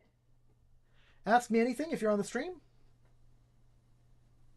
Or send it to me later if you're watching this as a recording.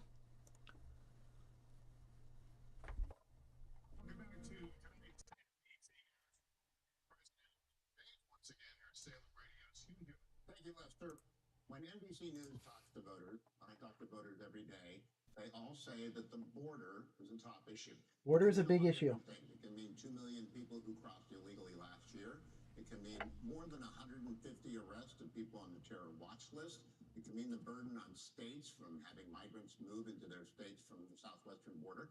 But I want to talk about opioids specifically and fentanyl. I'll start with you, Senator Scott. Tens of thousands of Americans' families have suffered a death from fentanyl. Young people sometimes die taking one pill. What can you do as commander-in-chief on the first day to stop fentanyl and the water all of it? Ooh, that's interesting. We should close our southern border for $10 billion. We can close our southern border for an additional $5 billion. We can use the currently available military technology to surveil our southern border to stop fentanyl from crossing our border. I've already led on legislation with sanction the Mexican cartels. If you remember the path, the precursors come from China, then they are manufactured in Mexican lands, and then the Mexican cartels bring them across our border. By sanctioning their accounts and eliminating their cash, we starve them of what they need. Number one. That's actually something we can do. Impossible to get in. The military grade technology.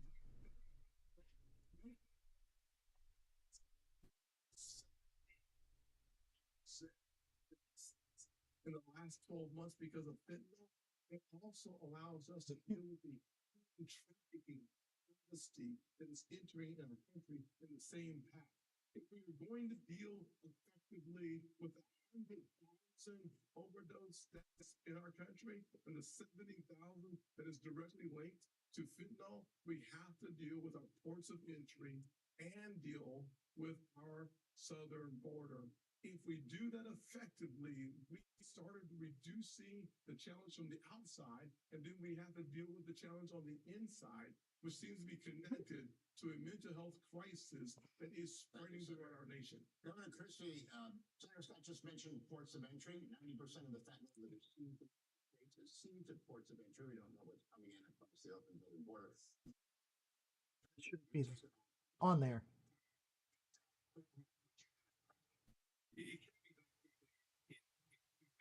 Mm.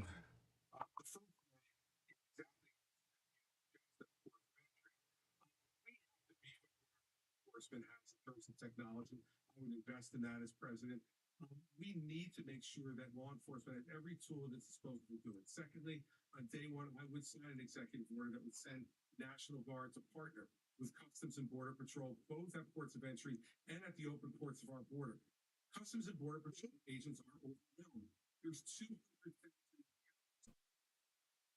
last 11 months. We simply do not have the man and woman power out the border to be able to deal with it. And so dealing with both law enforcement and you're right, we have done this, we can do this, but we got to give them the tools to do it. And technology is one of the biggest tools that we don't have enough of at the ports of entry. Now, Christy's we right. also need to look at demand in this country. And the way to lower demand is to start treating people. You know, we started to do this before COVID. And we have to, and for every family out there tonight who has lost a loved one to fentanyl or to any other type of overdose, what you know is all you want is a chance for them to win their lives back. When I'm president of the United States, we're going to call this what it is. It is a disease, like heart disease, diabetes, or any other disease like cancer that can be treated, should be treated. We not only have to stop supply, but we have to lower demand and save lives. Absolutely. That was a good response.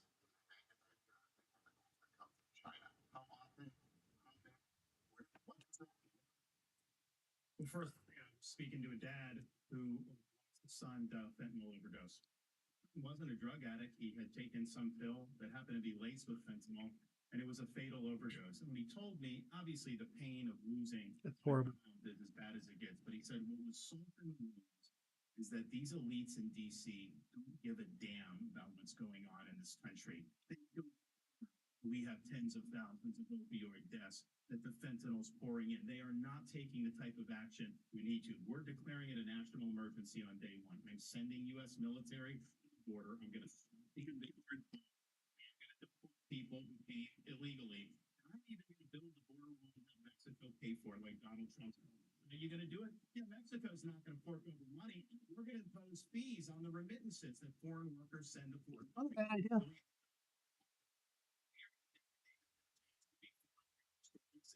Something simple. We're going to authorize the use of deadly force. We're going to have maritime operations to interdict precursor chemicals going into Mexico. And I'll tell you this, if someone in the drug cartels is sneaking fentanyl across the border when I'm president, it's going to be the last thing they do. We're going to shoot them stone cold dead.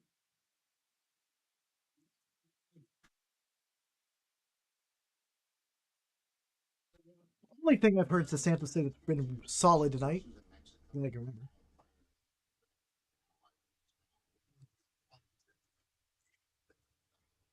Care what my colleagues at the United Nations think. What I'll tell you is, first of all, you have to go to the source.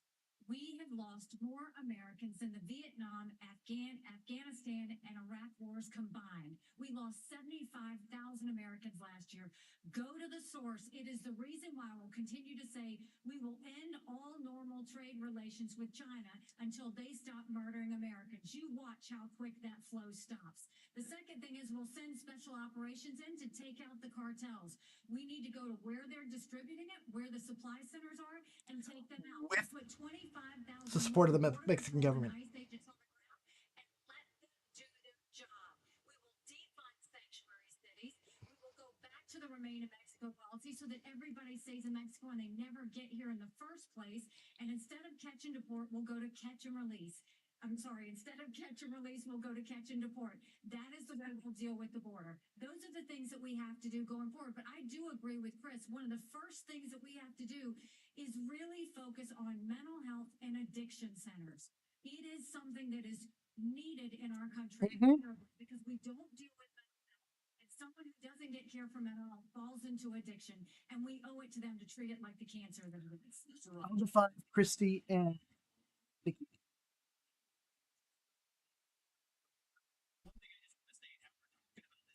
Is, like Ron, I've actually met many parents across this country who have lost their kids to laced pharmaceuticals that have fentanyl in them. The only thing I would ask, Ron, I think you'd be on the same page with me on this. Let's not even call that an overdose. That is not an overdose. That is poisoning. You put that fentanyl on a Big Mac, we would not call that an overdose. You'd call it what it is. It's closer to bioterrorism.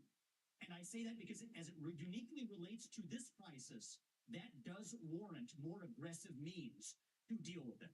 So there's a new presidential election in Mexico in 2024. People may not be aware of that. It's going to be someone other than Obrador, who has been a disaster in Mexico. I think he's even mentioned me obliquely in speeches to say that somebody who would do this shouldn't get anywhere near the White House. Well, AMLO, get out of the way. There's going to be someone else in charge. I hope to build a good relationship with that next president of Mexico. We'll use our own military to seal our southern border. What we need to do is stop using our military to protect somebody else's border halfway around the world. We're short right here at home. Get serious about protecting this border. You don't have to do one or the other. We've got resources. There was enough fentanyl that was captured just on the northern border last year to kill 3 million Americans. So we got to just skate to where the puck is going. I've seen the northern.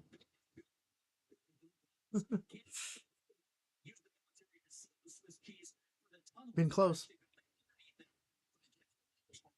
To get this job done. Thank you. Kristen. Thank you, too.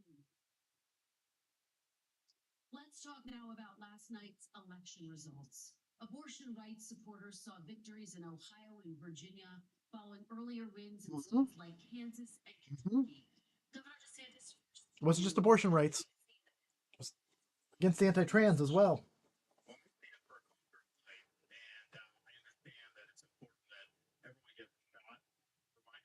About a young mother who was struggling in Jamaica about 45 years ago. Complex subject. They don't listen to each other. But she decided to have the baby born poor in Jamaica. And the reason I know that story is because that baby girl ended up immigrating to the state of Florida, becoming a lawyer and a judge. And I appointed her to the Florida Supreme Court in August of 2024. We're better off when everybody counts. We're better off when we can promote a culture of life. At the same time, we do understand that some of these states are doing it a little bit different. Texas is not going to do it the same as New Hampshire. Iowa's not necessarily going to do it the same as Virginia. So you got to work from the bottom up. You got to do a better job. Level. It's not the presidential level now.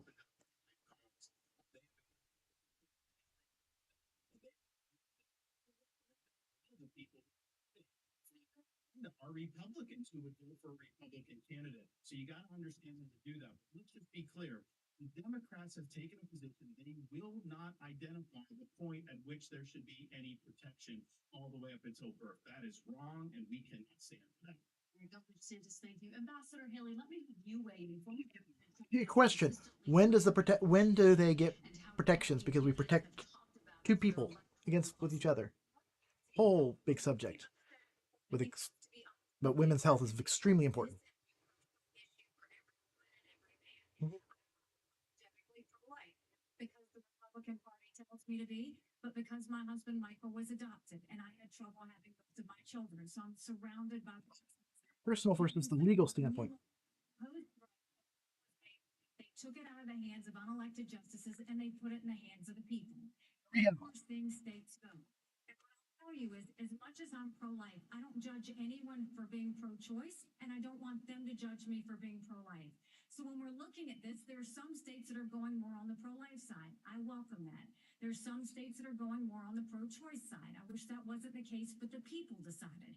But when it comes to the federal law, which is what's being debated here, be honest, it's going to take 60 Senate votes, a majority of the House, and a president to sign it. So no, we haven't had 60 Senate votes in over 100 years. We might have 45 pro-life senators. So no Republican president can ban abortions any more than a Democrat president can ban these state laws. So let's find consensus.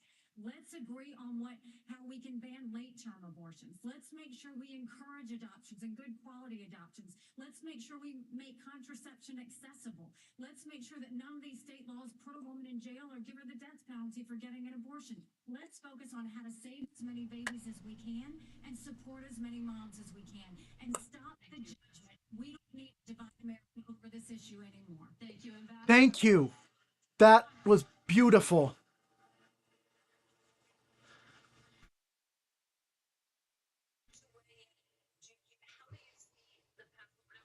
I like Governor Scott too, but Well, I'm 100% 100% pro-life. I have had 100% pro-life voting record. I would certainly, as President of the United States, have a 15-week national limit. I would not allow states like California, Illinois, or New York to have abortion up until the day of birth. Elective abortion. Health of mother is a whole different category.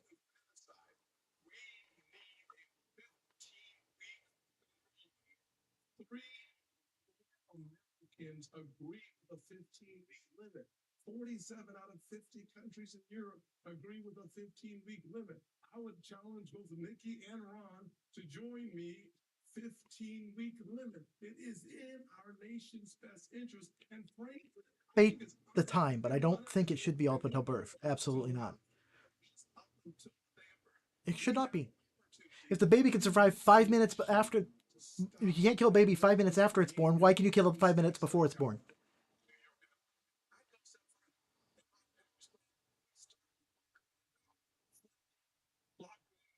Unless it's life of the mother.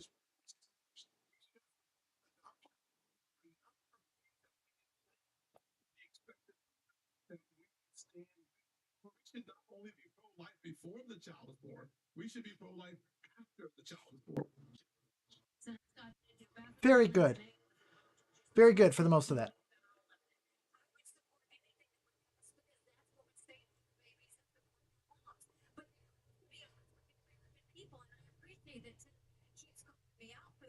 But Tim, there was a bill last year. Lindsey Graham sponsored it. You didn't even co-sponsor the bill. And then when you first were interviewed on the weeks, what I'm saying to the American people is let's see what we can agree on. Let's bring people together and decide what we can agree on. But don't make the American people that you're going to push something on them when we don't even have the votes in the Senate. It's important that we're honest about that. Let me go to Mr. Ramaswamy. Would you support a 15-week federal ban? And what is the path forward? I just want to say, being honest, and I just want to give credit to Tim Scott. He's honest about where he stood. And I think you should be honest, not making a political calculus, but to say, if a bill is served up, would you sign it? Here's my view on this. Kind of what she said. They say men have trouble speaking on this issue. I don't think we need to be that way. It was my home state of Ohio. I'm upset. He's been anti-woman this whole time, if you're not paying attention to the way he treats her. That now effectively codifies abortion all the way up to the time of birth without parental consent. Why expect the Republicans did not have an amendment? It's representative of the country. If in the state of Ohio we talked about access to contraception, adoption, and also here's the missing ingredient in this movement: sexual responsibility for men. We live in an era of reliable genetic maternity tests that are 100% reliable. So we can say men deserve more responsibility. So we can tell women we're all in this together. It's not men's rights versus women's rights. It's about human rights. And I've come back. We do need to hold those men accountable. The unborn child dies in that assault. You find me one person in this country who says that that criminal does not deserve liability for that death. You won't find me. That's a good point. You actually lead us forward and unite the country on this. Thank you. Honestly. Thank you, Mr. Ramaswamy. Governor Christie, limits are important to a lot of Republicans. Where do you stand on this issue, and what is the path forward for Republicans? 50 years, conservative lawyers have been arguing that the federal government should have absolutely nothing to do with this issue constitutionally because it's nowhere in the Constitution.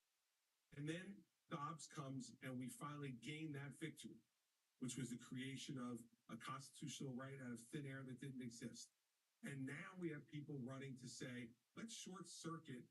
Dobbs, which is correct.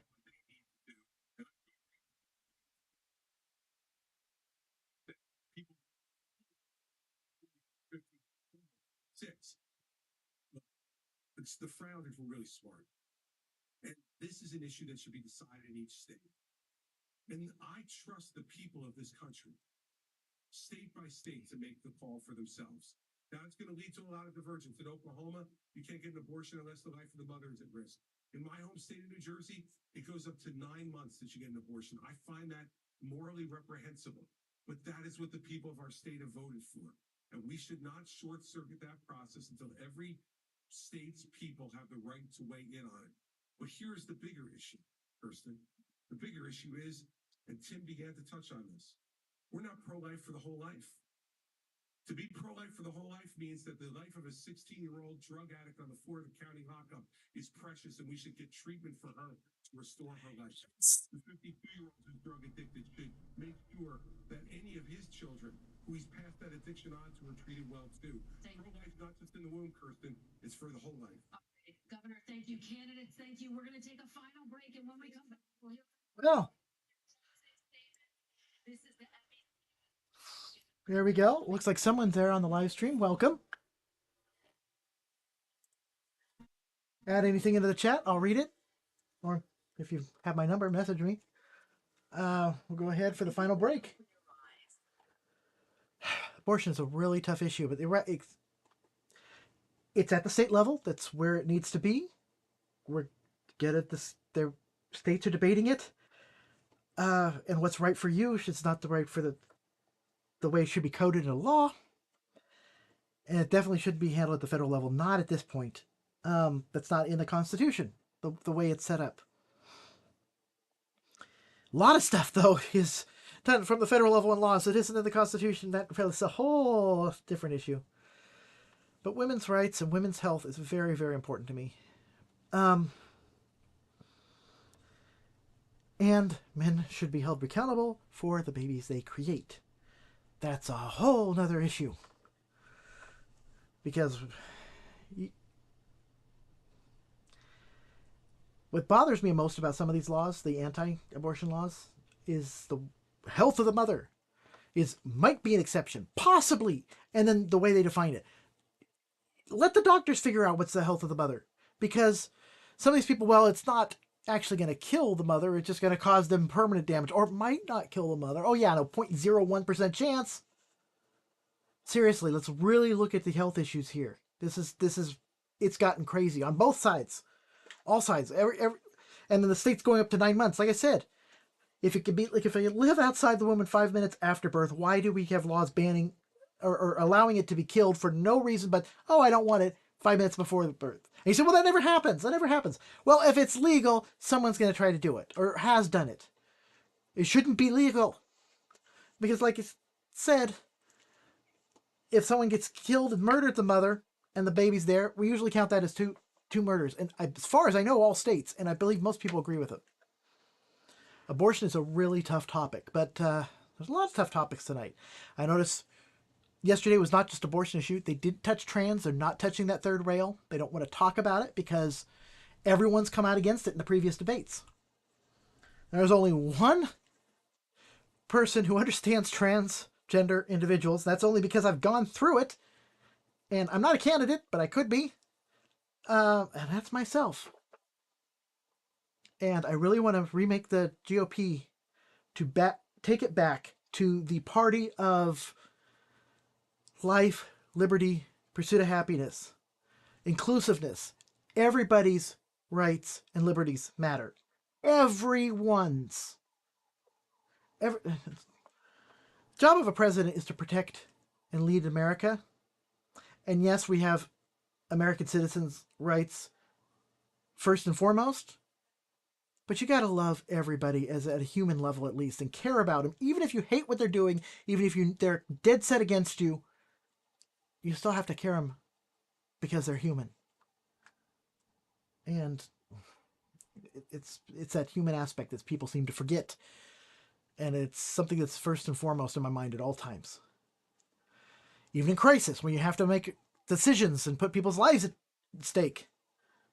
An emergency crisis. I've been in some crisis situations like that with natural disasters. But anyway, ask me anything in the chat or wherever, and we're going to get back to the debate and react. I wish I could pause and answer the questions directly, but Welcome Peacock won't do it. Back, everyone.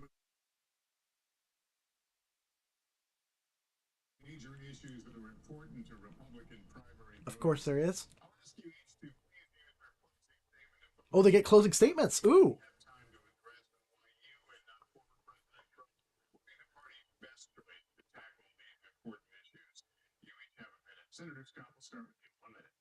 There's a crisis that is growing in our nation, and that crisis is cultural and spiritual. We need a renewal, a great awakening. We should reject the less valueless, faithless, fatherless society. We should turn back to faith, patriotism, and individual responsibility. We should stop choosing victimhood and start choosing victory. We should stop kneeling in protest and start kneeling in prayer. There are basic truths that built this country. If you're able-bodied in America, you work. You take out a loan, you pay it back. If you commit a violent crime, you go to jail. And if God made you a man, you play sports against men. I do not just want to.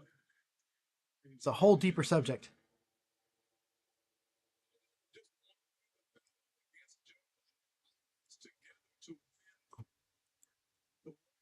Christian conservatives that changed my life. Senator Scott, thank you. Governor Christie, I'm a Christian. I fully believe in God and the Bible, but I'm not going to run on that. That's about me and my personality, not my. The gift of being American. And the president of the United States, I'm tired of seeing the anger. Mm-hmm. And I can see the eyes of Americans indulging. Mm-hmm. Petty personal politics that have taken over this country It's, over the last number of years. Running for president to be a president of consequence, to do the big things, to make sure that America's role in the world stays number one, that we stand up for our friends and allies around the world, and we stand up for what we believe in right here at home. And it's not to eliminate our differences. Our differences has always been our strength as a country, not our weakness. But you can't truly say you love America unless you're ready to open up your heart to every American. I'm going to open up my heart to every American as president, and I will make sure that I return honesty, integrity to the Oval Office. We deserve and should accept nothing less. Governor, thank you. I can't argue with a word he says. I'm actually liking him. Not 100%, but I like Chris. I've been liking him, Christie, more. Oh boy. Oh boy. Mm-hmm. He's not wrong. To lead us to victory in that war, who first of all knows that we're in war. Second of all, can't be captured by the special interests along the way. But third is the next generation, somebody with fresh legs to lead us to victory. I'll shut down the deep state. I'll declare economic independence from China. I'll keep us out of World War III, and then revive national pride in this country. I also want to close with one message to the Democrat Party. End this farce that Joe Biden is going to be your nominee. We know he's not even the president of the United States. For the managerial class. So have the guts to step up and be honest about who you're actually going to put up so we can have an honest debate. Biden should step aside, end his candidacy now, so we can see whether it's Newsom or Michelle Obama or whoever else. Just tell us the truth so we can have an honest debate. I have real problems with him, but what he says about needing some of the next generation, he's absolutely right. Thank you. The world is on fire. We've got East. We've got China. It is very important that we know how to defend our freedoms and how to defeat terrorism and socialism. We have to know the difference between good and evil. We have to know the difference between right and wrong. We need to know that a strong America doesn't start wars, a strong America prevents war. The way we can focus on that is to make sure we go back to the soul of America and be strong and proud again. And we can't do that. We can't win the fights of the 21st century with politicians from the 20th century. We have to move forward. And we can do this. I know we can do this. So join our movement. Go to NikkiHaley.com. We will once again show what America that's strong and proud looks like. God bless. I think there are more and more. Again, not 100% agree, but I really. Here's another one of the two layers.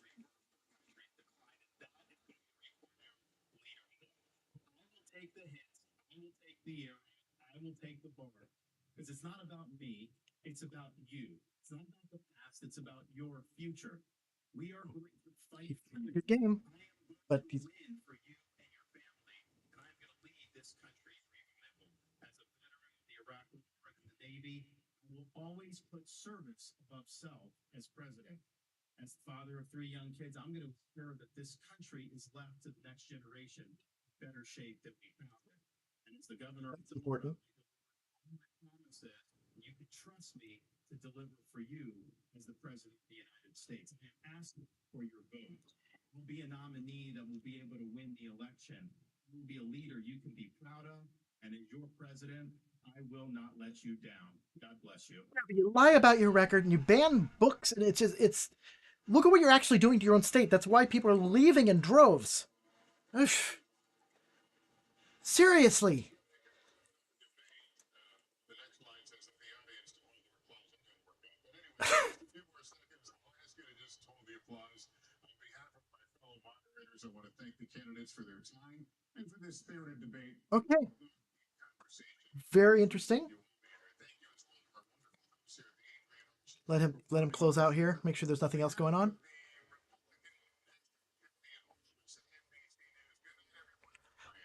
Good night from Miami. Okay. Well, that was interesting. As I expected, bunches of lies, but a lot of truths. Got a good stuff there. We got into energy. We got into immigration. We got into. They didn't touch on trans issues because that got voted out heavily last night, and every single one of them is completely against transgender and doesn't understand it. And if you don't understand it, that's fine, but admit that. And because it's a very interesting thing being an intersex person, as I come to learn, and that's a whole other subject. If you're watching and you have anything, comments, put it in the chat, and I will try to get to it here in the closing. Energy. We've got to be energy dependent or independent. Environment's very important. We have to do things smart environmentalism, not being stupid about it. I can give you several examples from here in California of just things that are just plain stupid in the way we handle environmental that actually hurts the environment in the name of saving the environment. It's ridiculous, or doesn't do anything but hurts people. And we really have to care about people.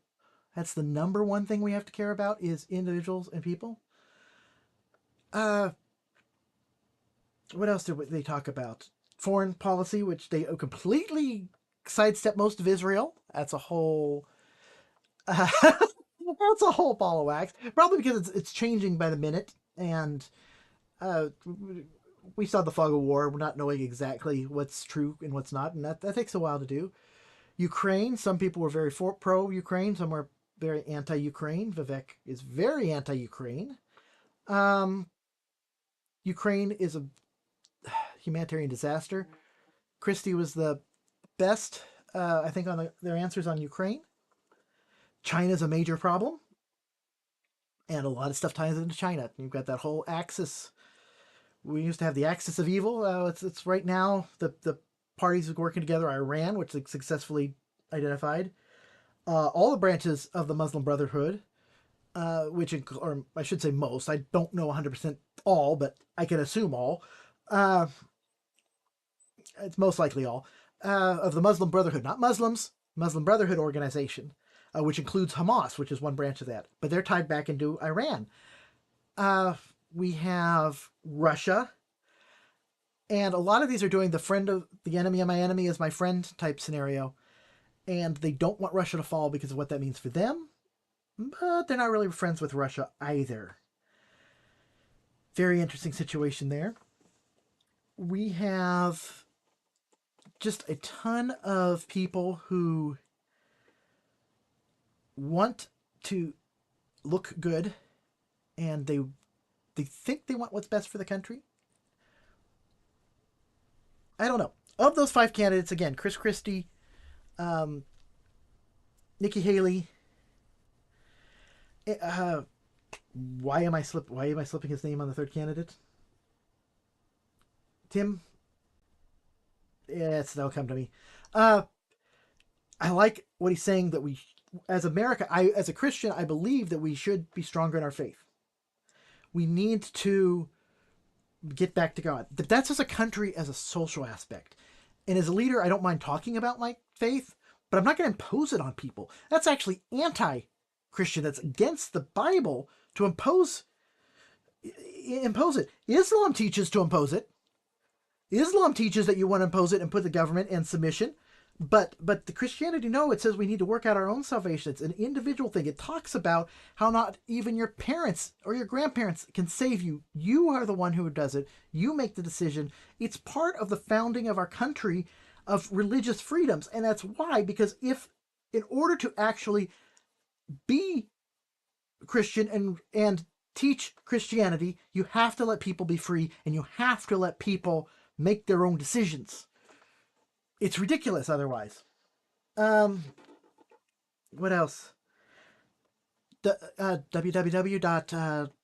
What are my sites? ShouldJeremyRun.com, spelled Jeremy, or ShouldJenniRun, Jenni. That one's getting up more, and I want to put more content out there, as I'm going by both Jeremy and Jenni currently. As this has been a big experience for me. Watch my videos. Telling my story. Go watch the one about intersex Tim. The secret there is it's not really Tim. That's actually my story. Surprise ending. Sorry, spoiled the end of the video. But, yeah.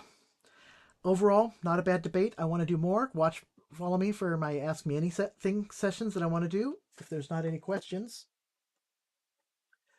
Well, I guess I'll answer one of my own. Why do I want to be president? Which is a good question. And I've talked about before in blogs what I would do as a president, what I think makes a good president. Why would I be different? Right now, this country is at a crossroads. And that's kind of cliche. It's all the time, but really we are. If you look at right now between the generations, we've got the boomer generation, baby boomer generation that's growing old. My generation, Gen X, who's like 1 foot into technology, 1 foot not in technology, depending upon which of my classmates you talk to. And you got the younger generation who's completely wrapped up in technology. I was fortunate to grow up around technology. So while I understand boomers, because I grew up in Gen X, I grew up with them heavily around my grandparents, talked to and learned a lot from that older generation, the greatest generation, the ones that were losing. A lot of the boomers, like my parents, I know a lot of them and talk to them, and I understand a lot of what their concerns are because I grew up around that. I was kind of politically ahead of my time and trying to, learn about politics at a very young age. Went a couple years as Uncle Sam for Halloween. But I understand that. But at the same time, I grew up around technology. My grandfather worked for IBM. I was on the internet even before internet. We had access to it, BBSing and some of the stuff, some of the early emoticons and, LOL and things like that, in the 90s. Some of that stuff was back into the 80s. I think I'm uniquely at this point in time qualified for this because we have this sort of problems with the generation gap in a lot of areas. And meanwhile, we've got the GOP, who, once Rush Limbaugh passed away, seems to have lost its ability to control itself, which is just kind of falling apart. And the Republican Party is going to tear itself apart at the rate it's going. And I think that we just really need somebody. The one thing I can agree with Vivek is that we need someone from the younger generation who's going to lead, who's going to make a difference, who's going to tell it like it is, but who understands both the younger generation and the older generation, and he doesn't seem to understand the older generation. So one thing I was a little upset about Pence dropping out of the race, because Pence had the good Reagan-esque vibe and leadership that generation needs, but he completely lacked it at the younger generation, which is why he ended up dropping out, I believe, in my opinion. It doesn't take a lot of money. It takes a lot of people and a lot of confidence to run in this race. in modern race. It's not all about the fundraising. This race is about the hearts. This race is about people hearing truth. This race for the Republican Party is not about the people who vote for Trump. It's not trying to dissuade them. It's not about the people watching the debate trying to pick their candidate. I mean, it is, but it's for the classic Republicans that really believe in freedom, who are looking for that person to lead who's going to be honest with them, who's going to be that Reagan talking about the shining city on the hill, but also going to look him in the eye and go, this is what's going on. And have a little humor here. That didn't hurt Reagan at all. But in addition to Republicans, it's about independents. It's those that have been left the Republican Party. It's about that great, vast majority of people, I'm talking about the primaries here, that don't normally vote in the primaries. You know, most of them can vote in the Republican primaries if they went to the polls. Most places in the United States could actually change their party on the day of voting to the Republican if they want to be in the Republican Party primaries and change that. That's really where this is. This is for the hearts and minds of the majority of people, that middle, independent, nonpartisan section of the country that is growing and growing and growing because they see problems in both major parties. They see problems in all the parties. That's who this primary is about for really the first time. Those people need to have a choice. Those people need to make an influence in a primary. And right now, if it's just going to be signed off on Biden, the only place where we can make that kind of difference is in the Republican Party, at least with a major party, one of the top two, because the Republican Party has the backing and finances still, which will change if the Republican Party falls apart at the rate they're going, but I don't think it's too late yet. I'm here to fight for the party of Lincoln, my cousin. Yes, I'm a cousin related to Abraham Lincoln. That was drilled into me when I was a kid. And his learning about the plight of other people. People talked about him being racist. He just didn't know. He came from a culture that was separated races. And him learning about it when Harriet Beecher Stowe went and talked to him. He realized that, no, they're people. He knew that. And we need to be free. All of us. Every last one of us. And that's what our party, the party of Lincoln, should be standing for. Is liberty for all. And that's what I want to do. That's what I want to talk about. That's what I want to bring back to the Republican Party. And that's what I want to bring back to this country. I want people to hear truth, learn truth, and seek truth. I seek truth. I want people to see the good in people, even though you know there's evil. Admit when it's evil. But know there's a touch of good in everybody somewhere. Even if you have to acknowledge them as just evil because of circumstances. There is evil in this world. Look overseas, what's happening right now. Look inside. People actually do hate this country and want us to fall apart. We will not be defeated from outside, but from within, and we have to watch that. But we're not. We're not paying attention. And the only way that we're going to do that is work together toward common goals, not divisive, not trying to pit each other against each other all the time, not hate. The person who runs on a platform of uniformity, and I'm not saying force people uniform, but uniform in what our goals are. State the goals, the long-term goals, not just the platitudes. I mean, not the platitudes, not the campaign promises. What are the goals that extend beyond your possible time in office? What are the goals? The people that can unite us together in caring and love and a common vision for freedom and liberty and a common vision for our fellow man. The candidate who can do that is going to win, hopefully, but I think they can. I think that person can. And even if they don't win, you can change lives. I want to campaign. I want to change lives along the way. That is what I want to do. I want to even take campaign funds and donate. You can it's perfectly legitimate to donate to charities of your campaign funds, even during on the campaign trail. Why don't we do that? Why aren't we helping people? Why do we look at a campaign as the end game of getting into office?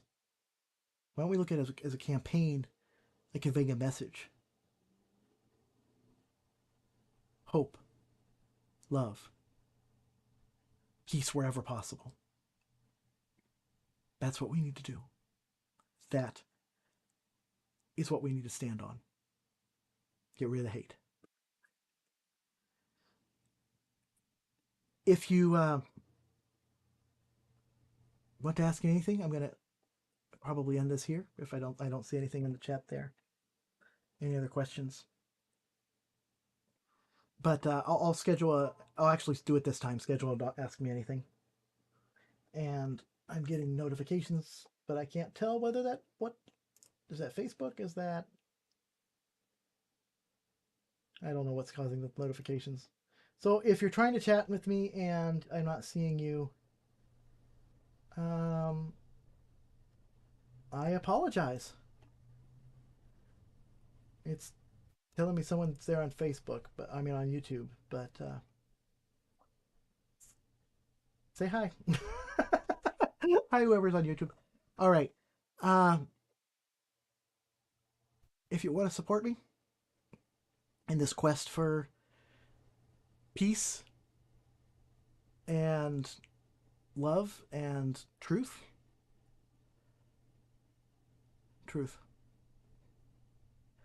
then let me know. And I'll see you later. Have a good night.